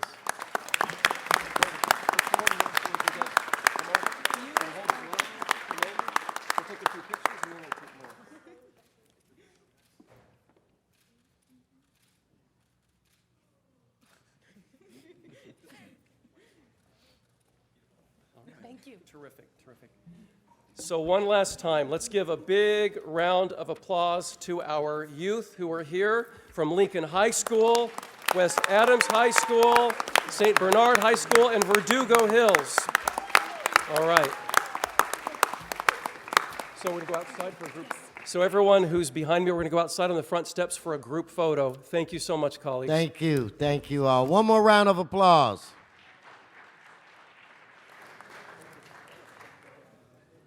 Okay, Madam Clerk, why don't we recess the regular, go into the special? Blumenfield, Bonin, Buscaino, Cedillo, Englander, Harris, Dawson, Weezer, Koretz, Krikorian, Martinez, O'Farrell, Price, Rue, Wesson, 12 members present and a quorum, Mr. President.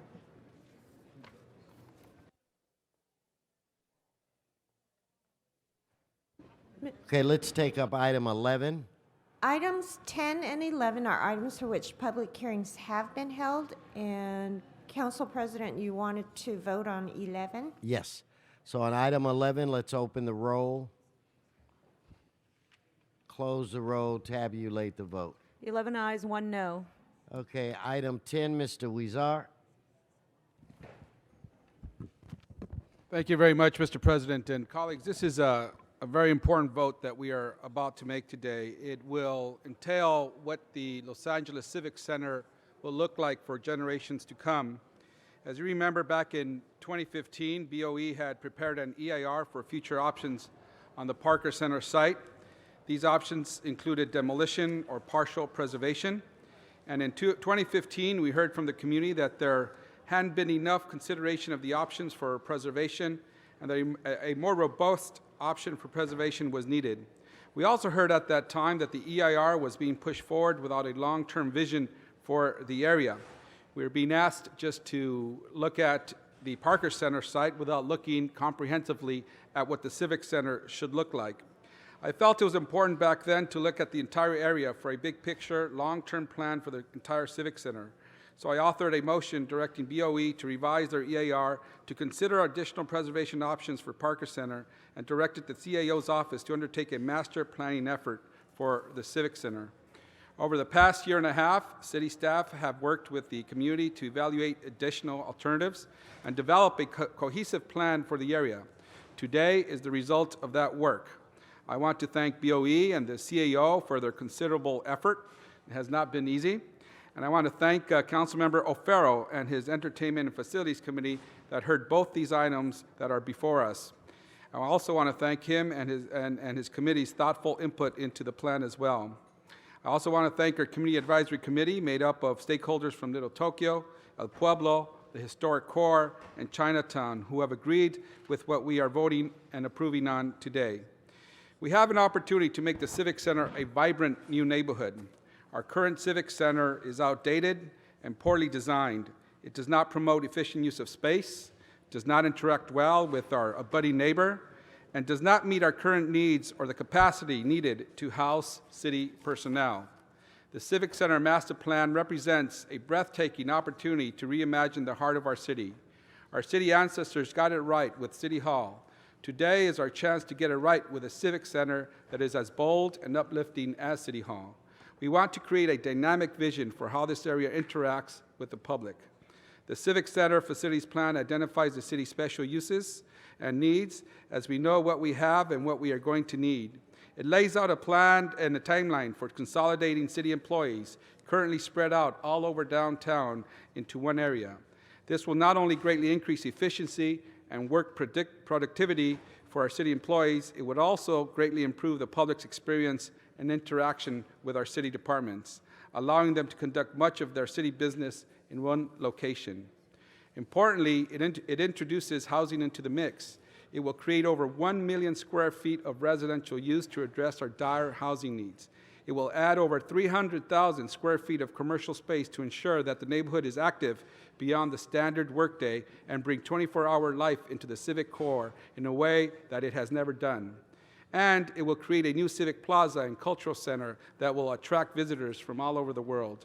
It will connect to Little Tokyo, El Pueblo, the soon-to-be upgraded Union Station, and Grand Park. We have heard loud and clear from our stakeholders, including downtown residents, workers in our city buildings, and commuters, that this is what Angelinos want to see here in our Civic Center. But the only way this new vision can be realized is by supporting the B3 alternative for the Parker Center EIR. The Pacels called for in the plan, the consolidation of city staff and the open public space improvements cannot be done if Parker Center stays. Last month, this council considered a historic nomination for Parker Center, and I want to remind you why we voted against preserving Parker Center. On its historic merits, I do not believe that Parker Center is an exceptional example of Walton Beckett's greatest architectural work. It is nowhere near equal to his efforts at the Music Center and the Capitol Records Building as two examples. Also, I believe that retaining the structure and its landmark status dismisses the injustices done to many communities, including Little Tokyo. The story of Parker Center has often glossed over the fact that it was not the first structure on this plot of land. In fact, the block was once the center of daily life and business activity for the Japanese American community. The block was privately owned until the late 1940s. It was occupied by homes and businesses, an original part of the Little Tokyo community. The original headquarters of the Rafu Shimpo newspaper was on that site. The residents and shop owners were forcibly removed during World War II as they were sent off to internment camps in what is one of our most shameful moments in American history, a humiliating and degrading experience to people who were American citizens. Not long after they returned from the camps and had to begin slowly and painstakingly rebuilding their community, the city of Los Angeles acquired the property by eminent domain. The entire block of homes and businesses were completely razed to make room for expansion of city facilities. Parker Center not only erased an important part of Little Tokyo's history in its design, it turned its back on what remained of Little Tokyo. It has come to symbolize a fraught era of policing at the LAPD. Currently, the building does not represent any acknowledgement of that history. That must change. With a full redevelopment, we can see to it that the building and its surrounding spaces better serve the adjacent community and acknowledge its history. Additionally, we've heard from staff the preservation option would require the city to absorb exorbitant cost, at least $107 million more than the preferred option. Partial preservation would also hinder our goal of relocating city office space into one location. For all these reasons, colleagues, it makes sense for us to move forward with a civic plan. It would provide us that civic space we need and help us move forward with a civic center that acknowledges its surrounding neighbors and also acknowledge that we should preserve some history at Parker Center, such as the mural and other historically relevant items, but it's also important to acknowledge the history that Parker Center in not only denying Little Tokyo a lively place to live and conduct business, but also a tumultuous history in LAPD's history. Colleagues, I ask for your aye vote today. This is a very important movement for the city of Los Angeles and its future. Thank you so much. Mr. Cedillo. Just briefly, Mr. President, I want to applaud the leadership, Mr. Huizar, and his skill in governance, bringing this to a conclusion that recognizes that there were elements of the building that should be preserved and will be preserved, but more importantly, that there were aspects to this that needed to be done with. Unfortunately, we didn't see it today, but if you would have seen the representation of the Japanese American community, that this was an incredible victory for them. And it was the will of the community that this would be done away with and that opportunities would present themselves in the future to restore what had once been taken away from the Japanese American community in Little Tokyo, and that this would be a victory for the community and an opportunity to rebuild much that had been unjustly done. And so I applaud Mr. Huizar for his leadership, my colleagues in the committee, and the Japanese American community. Thank you. Thank you. With that said, on this item, let's open the roll, close the roll, and tabulate the vote. 12 ayes. Okay. Mr. President, items 12 and 13 are items for which public hearings have not been held. 10 votes are required for consideration. Okay, so without objection, those items are before this body. Why don't we start off with item 12? So I know we have some cards on 12.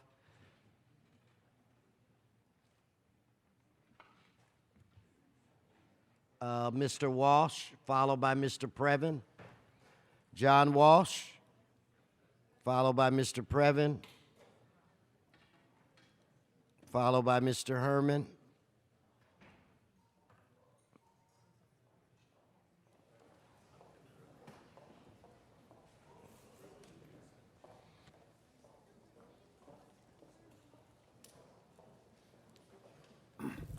John Walsh, blogging at HollywoodHighlands.org or J. Walsh Confidential, tweeting at Hollywood Dems.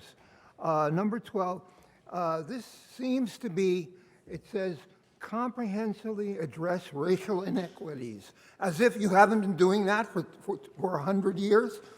What this is a way around Trump and Trump's sanctuary city. But you don't have the guts to stand up to Trump and his racism. And why don't you put it right in here, sanctuary city, because you people are really licking the president's balls.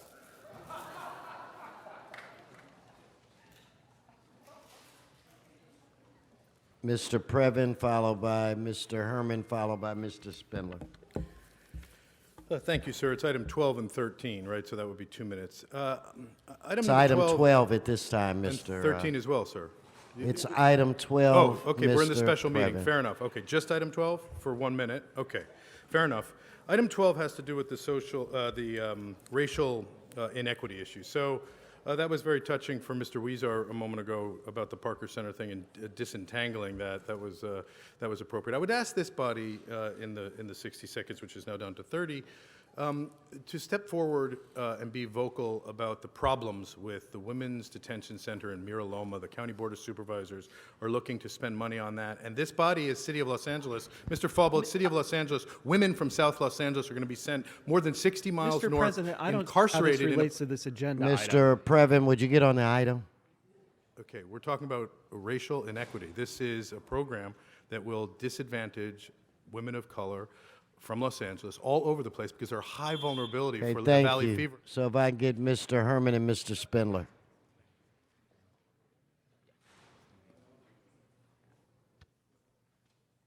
And we are on item 12.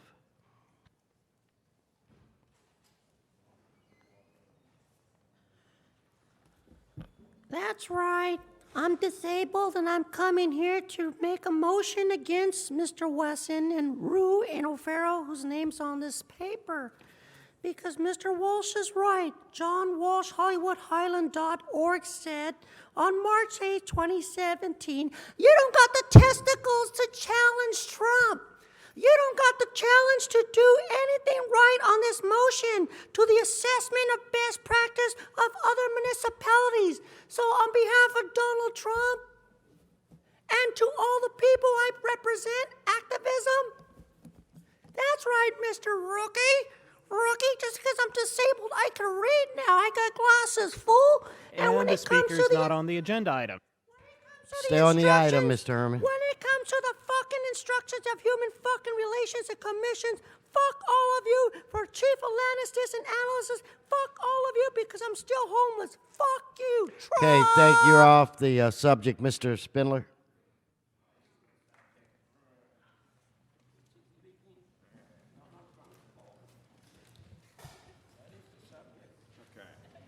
All right.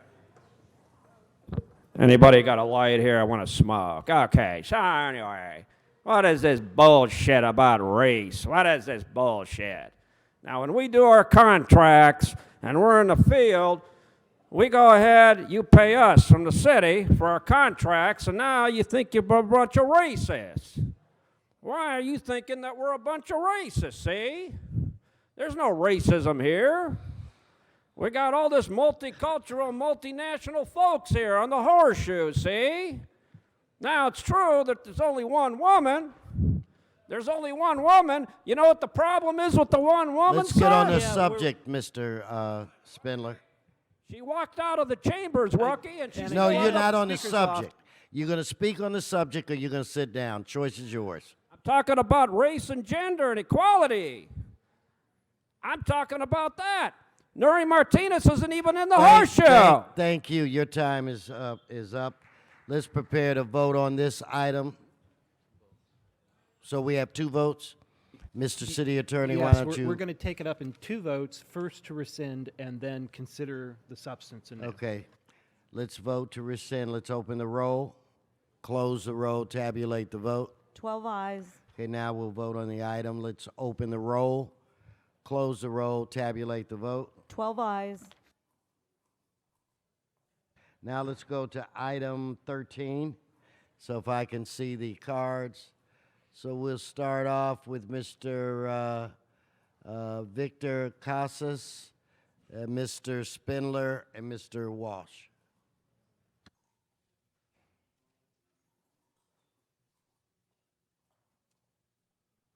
First, I would like to thank the great work that you guys all do here for the city of Los Angeles. Secondly, I am here to urge you guys to divest from Wells Fargo. Oh, you know what, Victor? Hold your point. This item does not deal with that issue, so I'm going to call you guys all up when we get to general public comment, which is going to be in just a few moments. So if you just kind of hold tight, I want to do my best to make sure that everybody is afforded the opportunity to chat, to speak their mind. So Mr. Walsh, why don't you come up and you'll be followed by Mr. Spindler and Mr. Previn. Go ahead. John Walsh, HollywoodHighlands.org, tweeting at Hollywood Dems. This is the issuance of judgment obligation bonds. The word here is obligation. This city is basically in bankruptcy. Even the LA Times admits you're in bankruptcy. So what do you do when you're in bankruptcy and you have no money? You issue bonds. That gives you money. So they're going to get $60 million in these judgment obligation bonds, but then they're obliged to pay back about $75 to $80 million. These people up here are running the city into bankruptcy.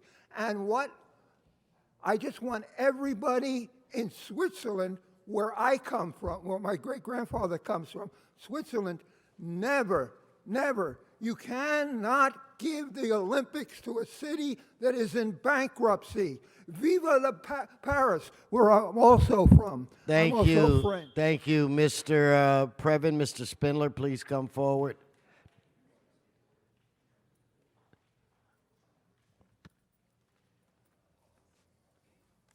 Thank you. It is Eric Previn from Studio City. The judgment obligation bond issue is a very, very serious matter. And now Ron Galperin is chirping up saying, oh, well, maybe we don't need to take on some judgment obligation bonds.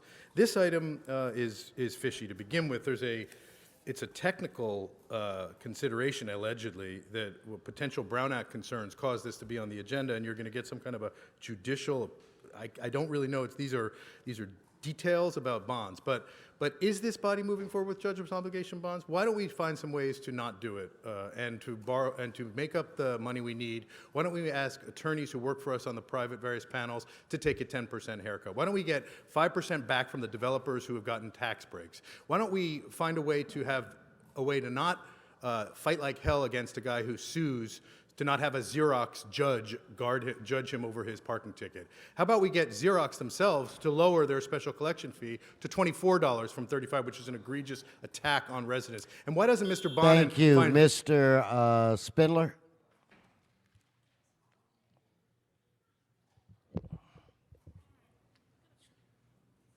Stay on the fucking topic. Okay. Stay on the topic. All right. Yes, I'm against these fucking judgment fucking bonds. I don't like Wells Fargo reissuing these bonds. Why are we allowing bonds to be paid for $60 million plus $5 million to process it and another $20 million of interest? Why? Because Wells Fargo owns 50% of this building, that's why. Also, Wells Fargo has a lot of your mortgages here on the Horseshoe. So if you just go to the public record, you can find out how many mortgages are owned by Wells Fargo for the councilmen, their wives, their kids, their girlfriends and boyfriends. And you'll see the bribery corruption. Fuck you and fuck Wells Fargo Bank. Okay, that ends public comment on this item. So let's prepare to vote. Let's open a roll. And again, let's take two votes, Mr. President. It's again, what did you say, Mr. City Attorney? Let's please take two votes, first on the rescission and the second on the substance of the motion.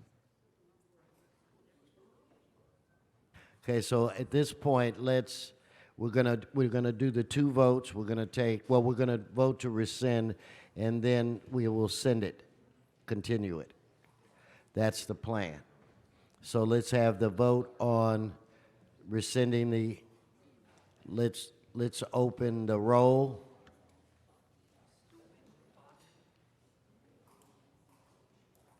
Close the roll, tabulate the vote. 12 ayes.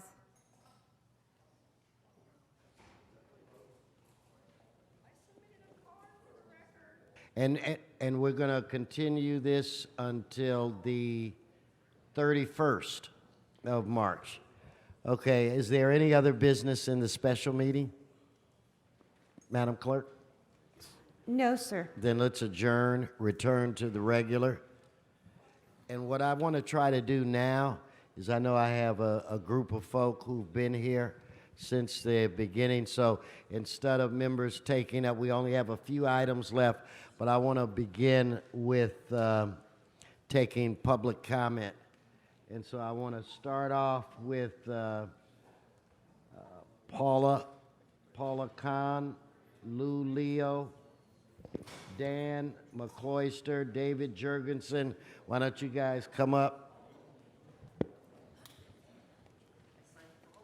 Michelle, and I'm going to need a little help with your last name. Why don't we just identify yourself and you start? Go ahead. I'm Paula Khan, and I'm here to request of all of you to begin the process to divest from Wells Fargo and any other financial institution that's invested in the Dakota Access Pipeline or the Keystone Pipeline. There is a lot of evidence of oil spills that have already happened with Energy Transfer Partners. We can't live without water. We depend on our water sources.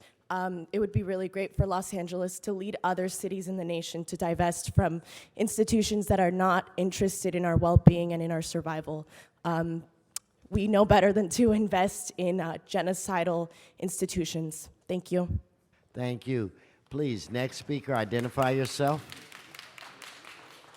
Good afternoon. My name is Louis Leonardo. I had emailed regarding a proposal for a property that was taken out of REAP on February 22nd by the council members. Unfortunately, the report presented by the inspectors was at best incomplete. There are still open items with the fire department brush clearing unit, and there are open items with the health department vectors division regarding a rodent infestation and uncontrollable squirrels, which are damaging the grounds and making it unsafe as they're excavating underneath, causing us to fall through the ground into holes quite often. I met with Inspector Michael Gregerson yesterday because there's also the issue of violations. We are in a tremendous housing crisis throughout the United States, and when a landlord is an investor of real estate for rental units, and his only punishment when he fails to pull permits is having to pull a permit, there is no incentive for them to actually behave accordingly. Thank you. Thank you. So if I could have the next speaker please come and identify. Yes, my name is Dan McAllister. Thank you for having us today. I'm with the Divest LA movement, as everyone has seen. I just wanted to point out a kind of a quick irony. You know, we had all these adorable students here, which was great, and they were promoting literacy, and they were talking about these books that we admire, Atticus Finch and To Kill a Mockingbird. And usually the plot of these books, especially when we're talking about public service, is fighting injustice. Well, that is what this is, my friends. That is absolutely what this is. We have the opportunity to not only divest from an institution that is vapid, but to reinvest in institutions that are more congruent with our values, as Angeline knows. Thank you, guys. Thank you. Next speaker, please. David Jorgensen, born and raised in Los Angeles. Thank you for taking the time. Councilmember Krikorian, thank you for listening to us. And we were celebrating Nowruz, the Persian culture, and Japanese culture, big celebrations today. We love a celebration too. I stand here in solidarity with the indigenous people of this land, and you know, Wells Fargo practice is unethical. Councilmember Koretz has already told us that he is willing to back us on this, and I wish you guys would all speak with him. He's an advocate for this, and I know that, you know, Los Angeles has always been a groundbreaker, leading the way. I know Seattle's done this, the blueprint has been set, and we just need some more backing behind this. So hopefully we can be back here soon and celebrate like the rest of the crew here. You know what I mean? Thank you. Thank you, guys. And before the next speaker, what I appreciate is wait for me to call your name. So if I haven't called your name, because I'm going to call everybody, but so I'm assuming this is Michelle, and I want Tiana Viscato, Tamara Case, Irene Montantes, and is it Mariko Monroe? Morrow, I'm sorry. So come on and get in line, and we'll start with you. Identify yourself. Good afternoon, council members. My name is Michelle Cereces. I am a resident of Los Angeles, City Council District Number 2. I'm also an activist, and I've actually worked with several of you over the years, so you know what I have to say is honorable and true. I am here to ask today that the city divest from Wells Fargo and all other banks that are connected to the Dakota Access Pipeline and the border wall. As we know, it takes a lot of courage to do such things. It takes a lot of time, and it also takes planning to pull this much money out of Wells Fargo or other entities. However, the arguments against divestment from some of the council members are the same that we used to hear back in the 80s when we were trying to pull banks and money out of South Africa. This issue is no different. This is a human rights issue. Thank you. So if I could have the next speaker, please identify yourself. Hello. Hi, my name is Tayana Viscara. First and foremost, I think the fundamental thing that needs to happen is we need to be put on the agenda. And that way that can initiate the process for us to begin this conversation and honor the fact that we are collaboratively pulling people together Today has been an interesting day. It's been a lot about diversity, and it's been about literature, and we're talking about American literature in our time, but we need to take into consideration that the story begins with the indigenous people of this land. We are on Tongva land. We need to honor the people. We are all settlers here, and we need to understand that as we move forward in making this progressive act of divestment, the purpose all began as an eruption that started at Standing Rock, and Standing Rock there, people stood as water protectors and defenders of the land. Thank you. Thank you. So before the next speaker, if I could get Lydia Ponce, Merlin Veltman, and Marjorie Kay. So the other people, please. So I'm looking for Tamara, I think, now. Was it a Tamara case? Irene, please. Those folk I'm just calling to get at the back of the line. Yes, identify yourself. Hello, good day, Council. My name is Tamara Case. I am a citizen of Los Angeles. I would like the Council to recognize that we are on indigenous land. This is Tongva land. And I would like to ask the Council to consider putting divestment on the agenda so, again, this discussion can continue, and recognize that human rights are being affected here, environmental rights are being affected here, and to deeply think about what the city is doing with their money, and to consider other solutions that are already prominent in front of us, such as solar energy and clean energy and transportation development. We need to look at sustainable solutions and be investing in clean, green energy and businesses that can also create jobs. And we need to look at the human rights that has been affected by the indigenous peoples here and their land that's being, again, colonized. This is 500 years of colonization that is taking place, and the same things that were happening 500 years ago. Thank you. If I could get the next speaker, please identify yourself. Hi, my name is Mariko Monroe. I'm a resident of Los Angeles living on Tongva land. We want our city's funds in ethical financial institutions, not banks with a history of corrupt practices, including funding the Dakota Access Pipeline. Divestment is an important tool to protect people from predatory banking and ensure that fossil fuel industry cannot profit from the destruction of our land and water. LA cannot continue to bank with Wells Fargo. Today, as we celebrate the Persian New Year, I urge you to build a new legacy for our city and our country. Let's stand with Standing Rock and the people of LA and divest. Say no to environmental racism. Say no to genocide. Please divest. Thank you. Next speaker, please identify yourself. Hi, my name is Irene Montantes. I'm a citizen and a resident of Los Angeles. I would like for all of us to acknowledge that we're on Tongva land. Also, I wanted to read the Divest LA bullet breakdown of reasons to divest. Wells Fargo has a long history of banking malpractice and anti-consumer and anti-environmental practices.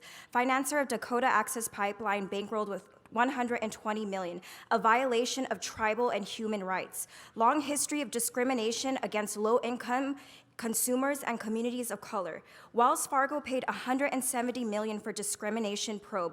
Record of aggressive foreclosures and high-risk predatory loans.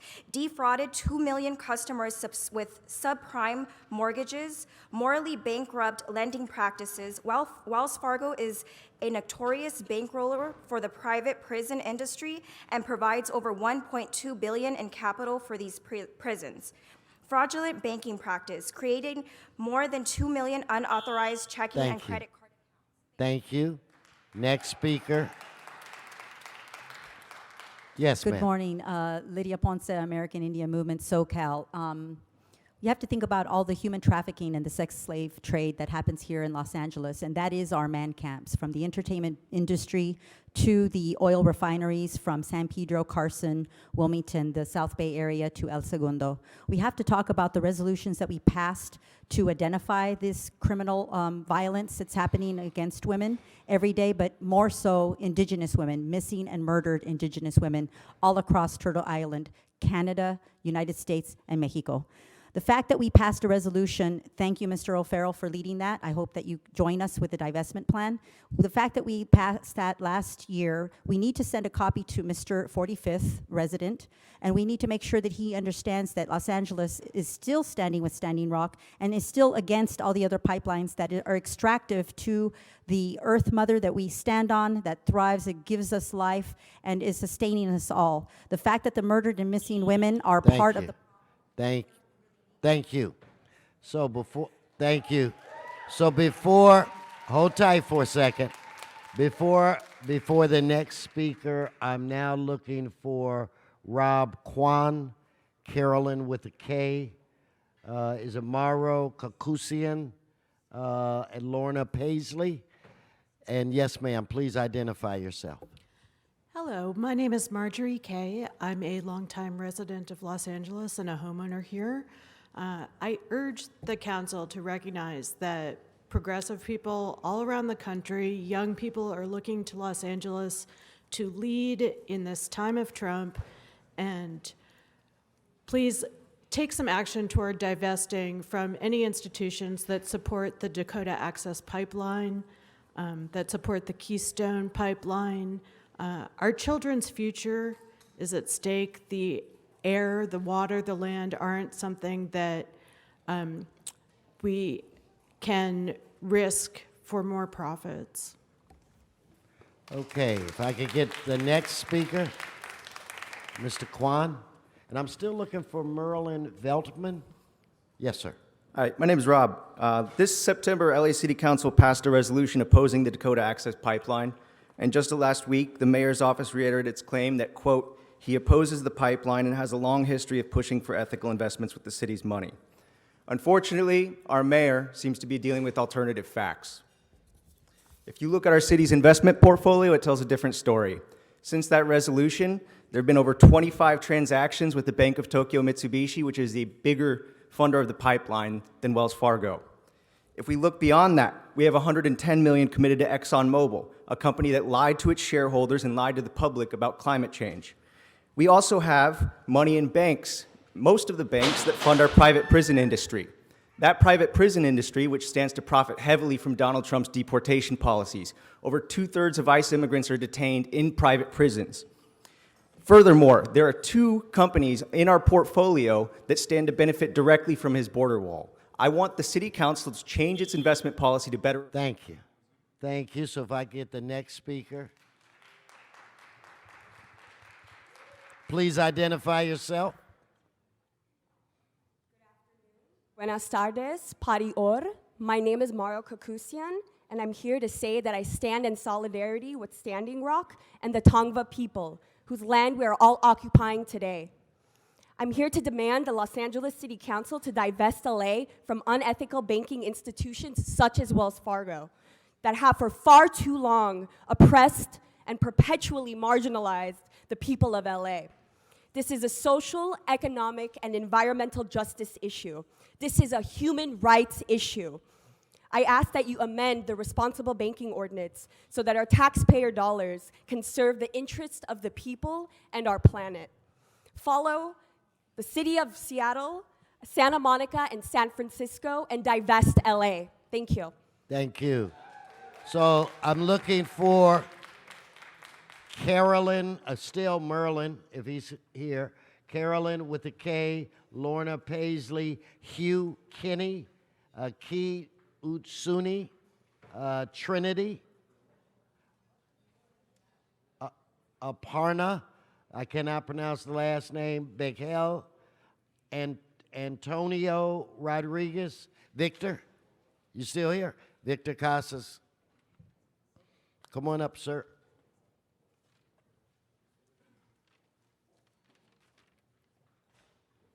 My name is Keo Tibi. I'm a human rights activist.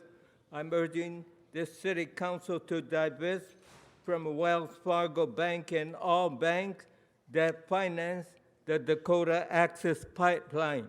The pipeline is definitely a threat to the Sioux people in North Dakota, the drinking water, and the sacred earth at the Standing Rock Reservation. There's a history. The reservations in this country, all over the country, was created by an intrusion into their land, and you took their land. As an extreme number of oil pipelines have corroded and leaked and polluted the earth, the water, we urge you to, as soon as possible, divest from the Dakota Access Pipeline. Thank in you, the name sir. of Thank nature. you. So if I could get the next speaker, please. Please come forward and identify yourself. Come forward and state your name. Yeah, I'm Hugh Kenny. I'm from Silver Lake. Greetings, council members, Rue, Mr. O'Farrell. The Silver Lake Neighborhood Council Committee has a divestment motion going glacially through the system, and you'll see it soon. I'm here in support of the divestment movement to move our money from Wells Fargo Bank to a less corrupt and destructive, to more less destructive investments. Aside from just being fined $185 million for creating fraudulent accounts, they think it's a good idea to fund pipelines like the Dakota Access Pipeline through other people's land under what is, in effect, the Missouri River, and jeopardize the water of Standing Rock and people and over 80 million other people. They are in part responsible. Well, you know the rest. Thank you. Thank you. Thank you. So, is there a Michelle Blair Avery, Elise Chavez, Carrie Kim? Yes, ma'am. Identify yourself. Hi, I'm Trinity, resident of Los Angeles, constituent of District 10, and we are here today to urge City Council to divest the city's funds from Wells Fargo for their long history of corruption, fraud, financing of the Dakota Access Pipeline, the Keystone XL pipeline. We believe that divestment is a very important tool to not only protect people from predatory banking, but also to protect the destruction of our land and water. We are urging the city to amend the existing responsible banking ordinance to be able to implement stronger ethical, social, and environmental criteria. And we want a reinvestment of the city's public funds into renewables and programs that benefit the community and benefit the public good. LA now has the historic opportunity to use their vast financial power as leverage to change the future for the benefit of the people and planet. So we urge Los Angeles to divest LA now. Thank you. Thank you. Come on, Victor. Yes, sir. Victor Casas, a citizen of Los Angeles, urging you to divest from Wells Fargo, an institution that has been proven unethical and criminal, to say the least. As one of the largest economies in the country, the city of LA has the opportunity to set an example and commit itself to demanding sustainable and ethical practices from those businesses which we associate with. In LA, we know the importance of water and the need for water. We should protect the natural resource that is water, which provides life, and not continue to protect the natural resource that is slowly killing our earth. Thank you. Thank you. Next speaker, please. Come forward and identify yourself. My name is Aparna Buckley, and I'm a constituent of Council District 4. Thank you, council members. I am the mother of 2 daughters. There are clear moral reasons to divest from Wells Fargo and all other banks that knowingly engage in unethical and fraudulent business practices. We appeal to your sense of responsibility for mitigating risks faced by the city's investment portfolio. According to consulting firm Mercer's 2014 report, investment portfolio exposure to sustainable themed equities and other sustainable assets perform better than sustainable assets, also providing a hedge against the risks of climate change. The challenges facing our planet today are unprecedented and mounting. Therefore, discourses around climate change risk and divestment in investment portfolios is essential towards addressing one of the greatest challenges of our time. Divest LA, thank you. Thank you. So next speaker, please identify yourself. My name is Carrie Kim. I'm a resident of District 13, and a longtime resident of Los Angeles. I am urging the City Council to divest from Wells Fargo as well as all banks engaged in unethical practices and environmentally destructive fossil fuel projects that are harming our clean air, water, and the health of our future generations. You saw all of the children here who were here for the Big Read project. That is our future. We owe them a legacy. They are going to inherit the decisions that you make as a city council here today. Martin Luther King said years ago, human progress is not dependent, is neither automatic nor inevitable, but depends upon the concerted efforts and passionate concerns of individuals. Each one of us needs to stand together to address climate change. We can no longer afford to be investing in fossil fuel projects that are causing 3 times more carbon emissions at a time when it is incredibly dire. We will no longer have a planet to inhabit. So I urge the City Council to divest immediately, and Wells Fargo is just the first. Thank you. Thank you. Next speaker, please. Hello. My name is Leah Monique Chavez. It's an honor to stand before you all here, people that work towards social justice on such a day of celebration of diversity. I've had the honor of serving the Los Angeles community as a 4th-generation Mexican with Native American ancestry, with the homeless in Skid Row, the youth of Boyle Heights, and the seniors, the baby boomers, back in 2004 when we were seeing a high surge of seniors becoming homeless. I got to serve. But just more recently, I've been called to the cause of Standing Rock and the Water is Life movement. And I want to acknowledge that the commitment and the resolution that, you know, to your all city council, our city council, you all have made to move forward towards divestment. And I believe, and in the integrity of the city council, and ask you all that to consider the time is of essence, and that you make it a priority and start to move forward in those actions. Thank you. Hey, and did I call Jake Hempel? Jake? Okay, so Jake into the line. No, you don't get to cut the line, Jake. Okay, yes, ma'am. Identify yourself. Hello, my name is Michelle. It's okay. Hi, my name is Michelle Milner. I was raised on the banks of the Los Angeles River. This Thanksgiving, I had the opportunity to go to the banks of the Missouri River. I sat around the sacred Standing Rock fire. I'm here to carry that fire, that torch, and offer it to you. Now, this is an opportunity, a great opportunity for the city of Los Angeles to divest, because not only would we be doing the right thing, but we could also, by taking our money out of our portfolio investments, we have seen sustainable and socially responsible investments do better over decades. They have shown to do better than the S&P 500. We can make money for the city. We could also make money for the city through a public bank. We're paying hundreds of millions of dollars to private banks now. So let's go forward, City of LA. I know we can do it. Thank you. Thank you. Please come forward and identify yourself.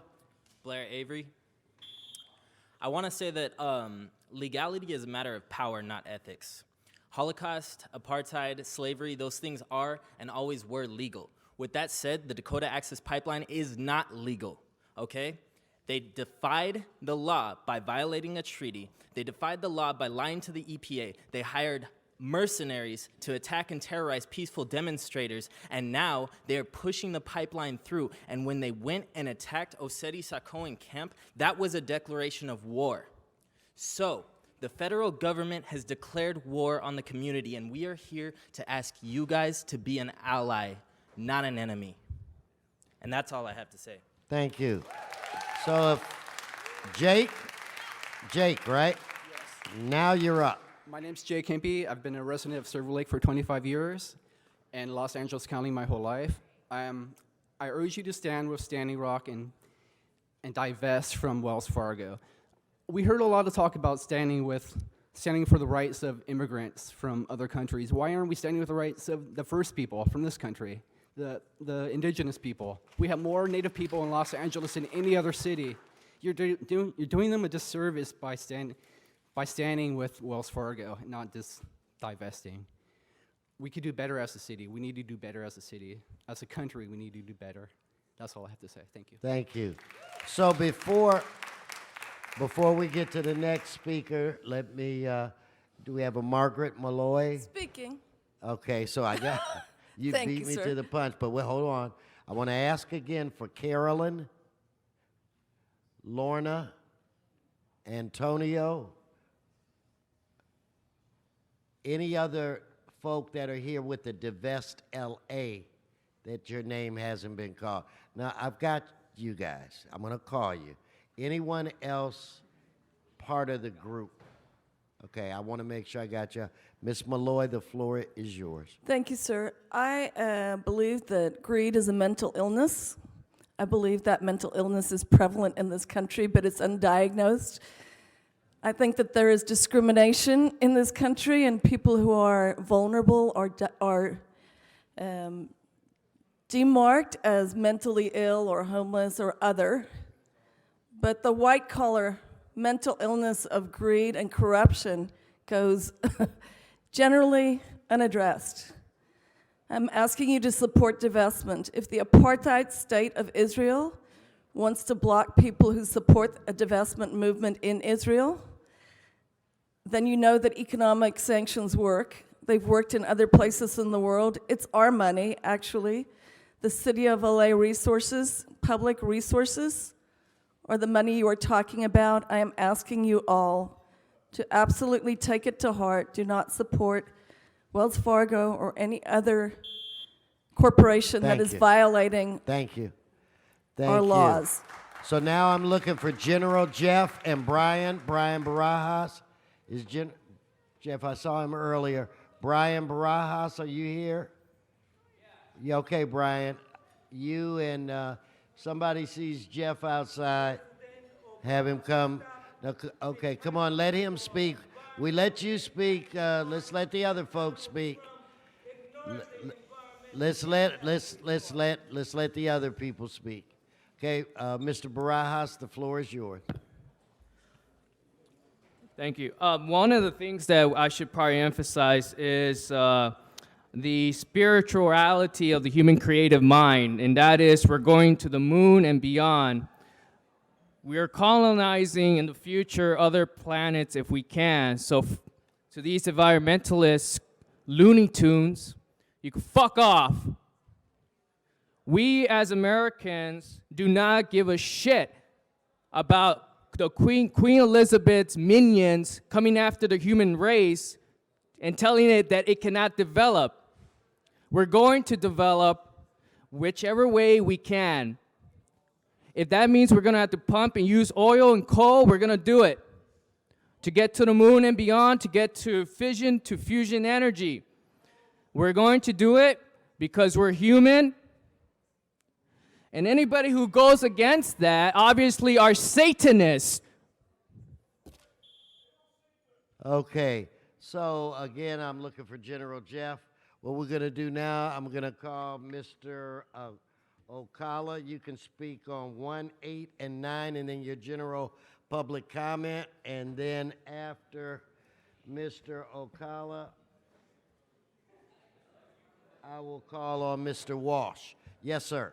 Mr. President. Wait 1 second, Mr. Ocala. Yes. Mr. President, real quick, there's a request to reduce the lien on number 1B to $592, sir. Okay.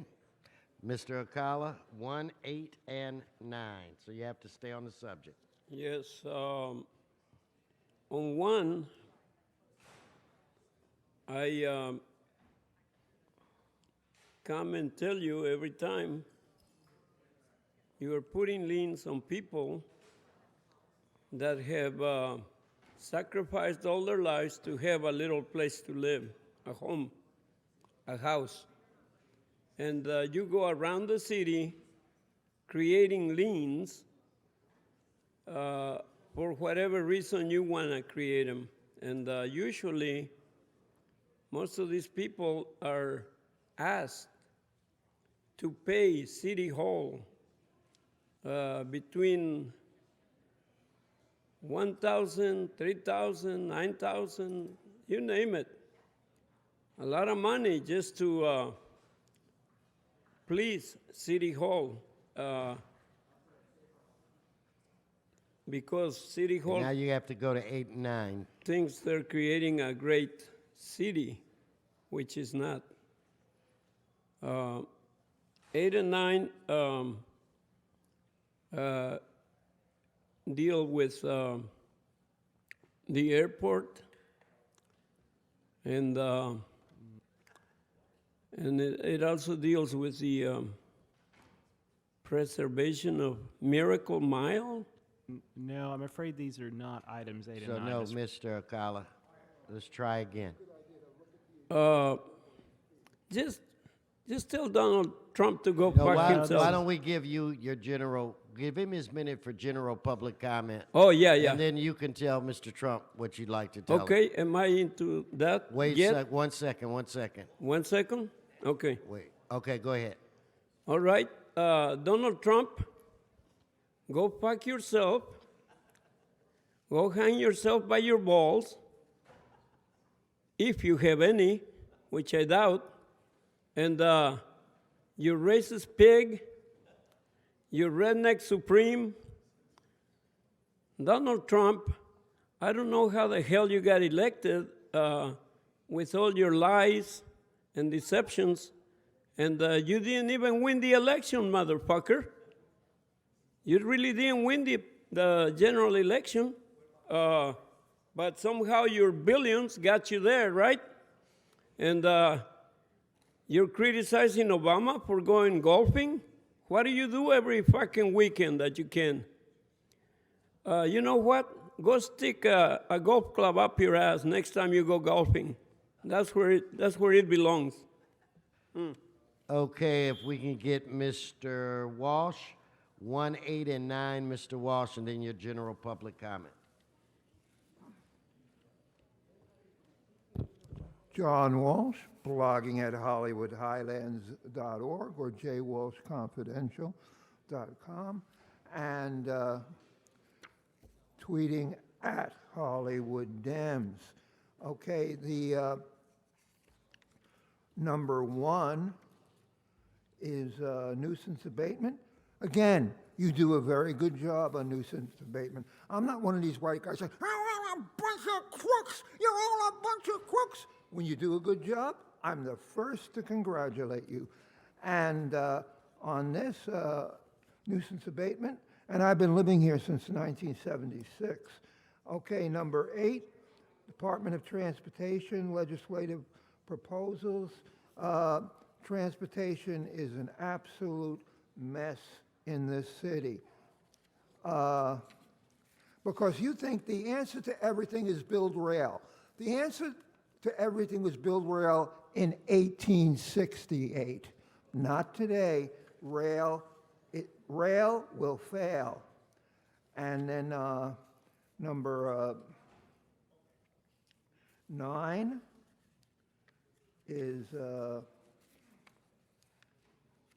another issue, but this is a civic building located at Park. Okay, this is the Parker Center. What they're going to do here is tear down the old police headquarters and build a 40-story condo skyscraper. And they've got the reports that show that it won't in any way impact traffic negatively. If Measure S had passed, this would not be on the agenda. But if the public wants to be drowned in car exhaust fumes and they want their children dying of cancer, well, there's 60% of you who feel that way. Okay, but the rest of us will have to die too. How many skyscrapers will you build before you realize that all it does is make rich people, billionaires, multi-billionaires in other countries, And these people up here, these scumbags up here, they'll just make more and more money. Okay, you can take back your 20 seconds. people say, you're against everything. You're against all the incumbents. No. We are 100% in favor of Gil Cedillo in the runoff. Why? Because the LA Times is supporting the scumbag politician who's running against him. Vote for Gil Cedillo. And incidentally, I think what we have to do is legalize bigamy, because we have a bigamist on the city council, and I mean, everybody. I think this is what I think. This is politically correct. You should be allowed one gay husband and one straight husband if you're a woman, and vice versa. I think everyone should be allowed to marry two people, because otherwise it's politically incorrect. HollywoodHighlands.org. Take a look what's up there, Jay Walsh Confidential. Okay, thank you. Why don't we get now Mr. Herman and Mr. Previn?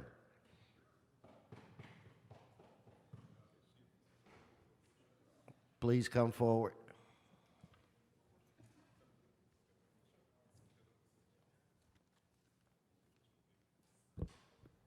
Yeah, it's not right that I come to these meetings and I'm told by selective decorum that the And the selective. speaker is off topic. I'm moving along backwards. Okay, let's just get back. Let's just get back on Mr. Herman. Okay, let's go to current price. CD1, item A, 4071 South Avalon Boulevard for a fucking lien for $2,495 fucking dollars. Well, this stupid motherfucker has liens on everyone's property. It's bad business for the city. You're making people homeless, current price. And then you go to the next page because there's multiple pages on liens, which are unconstitutional and violate your First Amendment to come here for due process because you don't send a certified letter of registration saying you are the person. You attack people on liens. Back. So on item 1C in CD5 in West Hartsock or Sock Street for $3,928, and then I go to CD13, the stupid bitch at 133 South Union Place, the bitch. Now you have to go to another subject. You've already had your minute on that That's one. fine. What number you want me to go on, bro? No, you know what the numbers are. No, you have to tell me. No, Mr. Herman, you want to go straight to general public I signed up for comment? everything. I'm going on to item number 9 right here, which says CD14, Parker Center. You know, you want to build a huge high-rise on top of a high-rise so that people can't live in Los Angeles and make it into a business. Well, tear the motherfucker down and put Proposition HHH, Measure H, into effect and give us housing. This way, a stupid fuck like me doesn't have to come here and be disabled and talk to the fucking rookie up there to stay on topic. And the speaker's off topic No, again. it says certified that the final EIR date in November. Fuck the date. California Okay, now it's final time for you to quote. go to another item anyway. Okay, fine. I'm gonna go into the item that talks about enforcement right here. Let me get to it because I'm disabled and slow to find shit. But you shouldn't discriminate under ADA Title I right here, CD15, Joe Busciano. No, you're on item. You have to be on item 8. I am. It says communication not been held. It says communication from the chief fucking land assist who says relative to the establishment of city propositions regarding various transportation legislative proposals as submitted by the City of Los Angeles Department of Transportation. You fucking rookie, I'm on topic.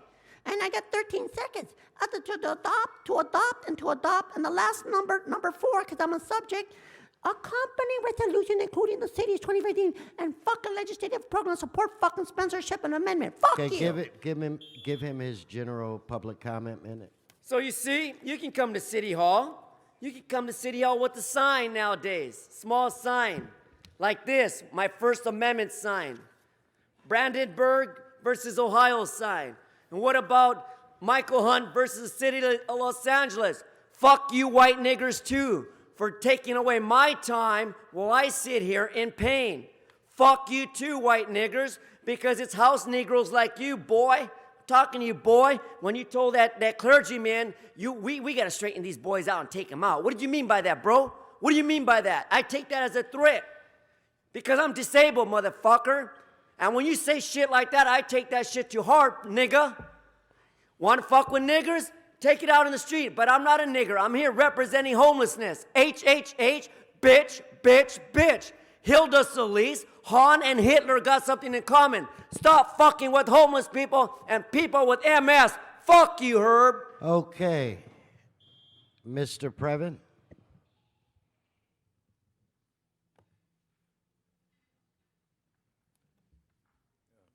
Thank you, sir.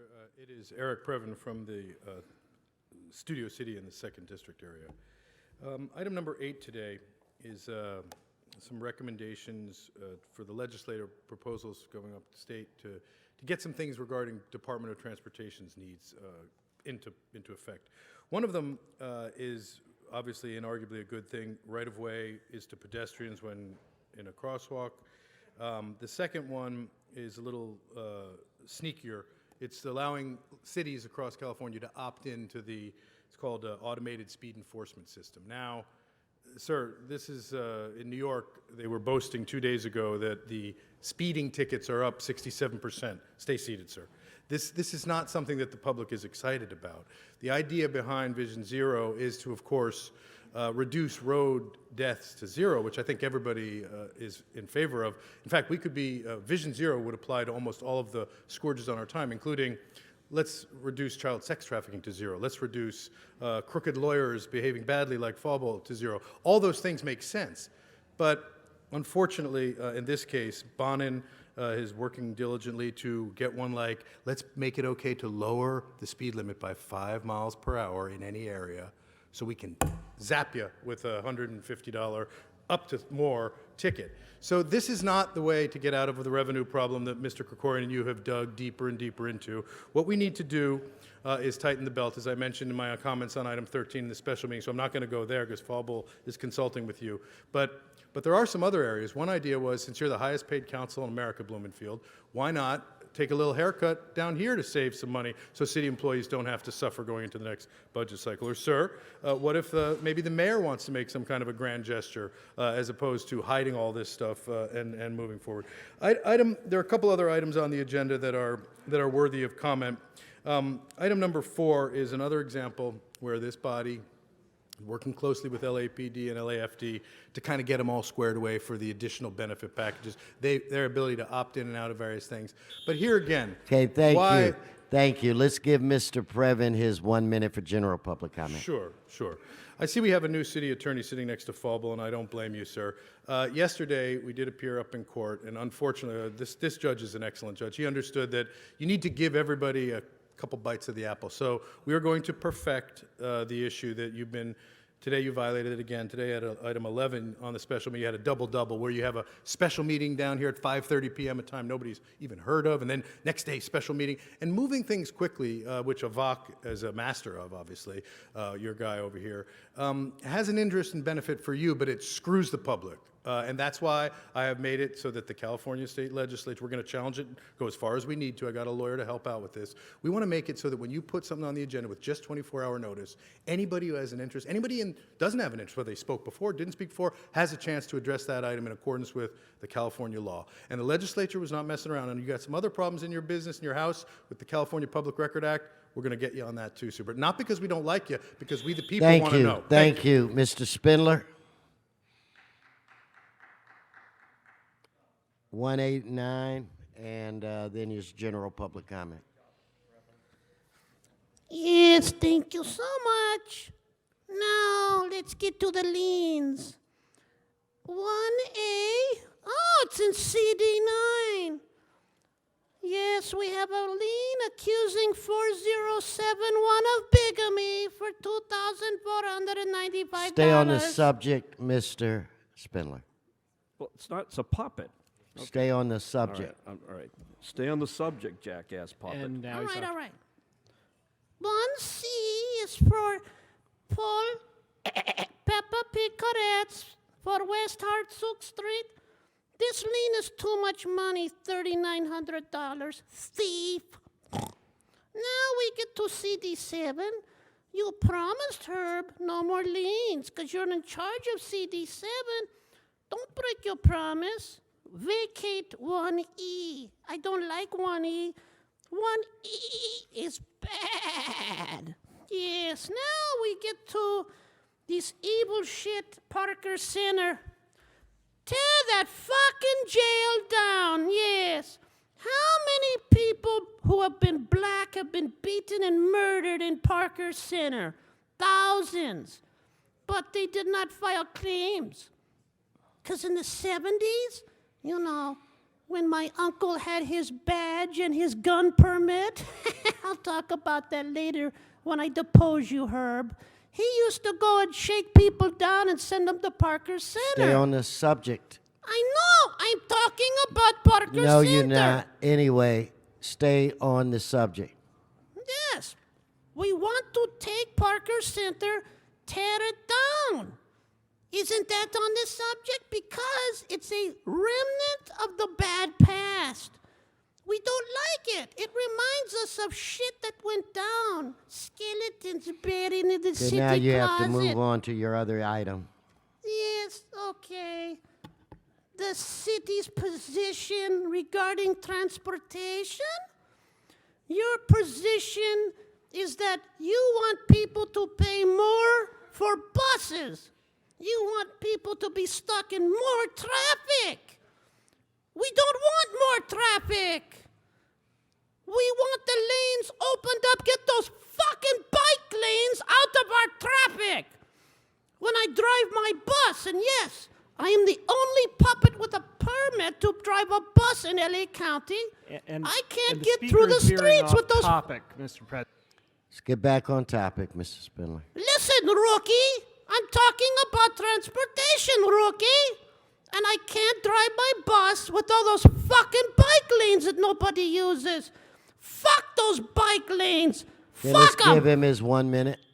So we recorded it. You left Nuri Martinez on the queue. She voted on items and walked right out that door. Out that door, the public entrance. And while she was outside, not in the back, you had her chair vote aye on all the items. We got you. We proved it. We busted you. Now we know the truth. The chairs in this horseshoe automatically vote yes. Nobody sits in their chairs. Nobody listens to the meeting except a couple. You are not conducting these meetings with a lawful quorum. You are not conducting these meetings with a lawful quorum.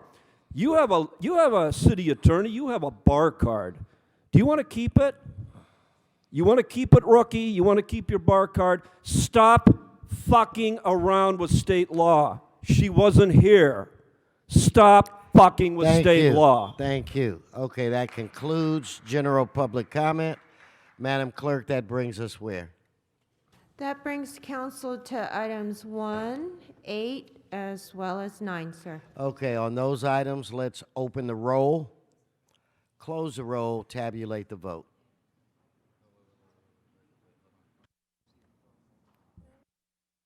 In fact, no, we want to hold item 9.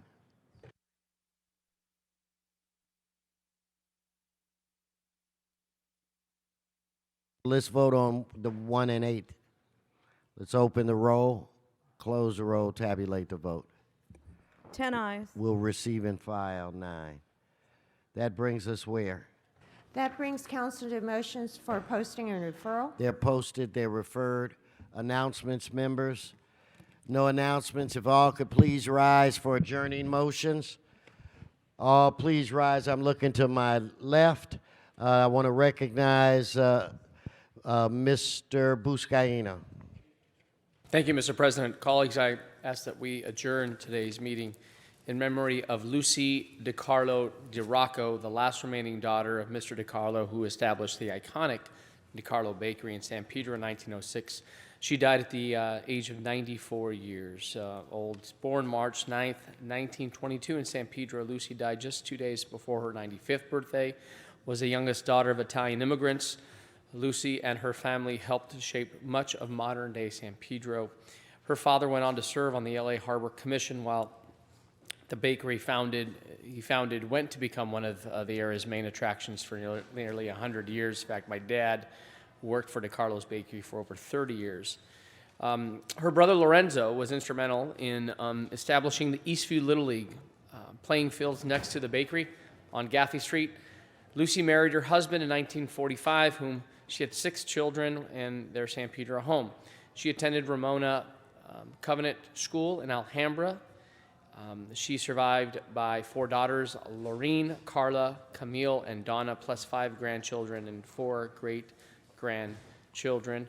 The family asks that any donations be made in Lucy's name to the Multiple Sclerosis Society, Survivors of Suicide Loss in La Mesa, or the American Cancer Society. Our thoughts and prayers are with Lucy and the entire DeCarlo DeRocco family. May she rest in peace. Thank you. Thank you. Again, anything else on my left? Now I'm looking to my right. I do not see any adjourning motions on my right. Members, this meeting is adjourned.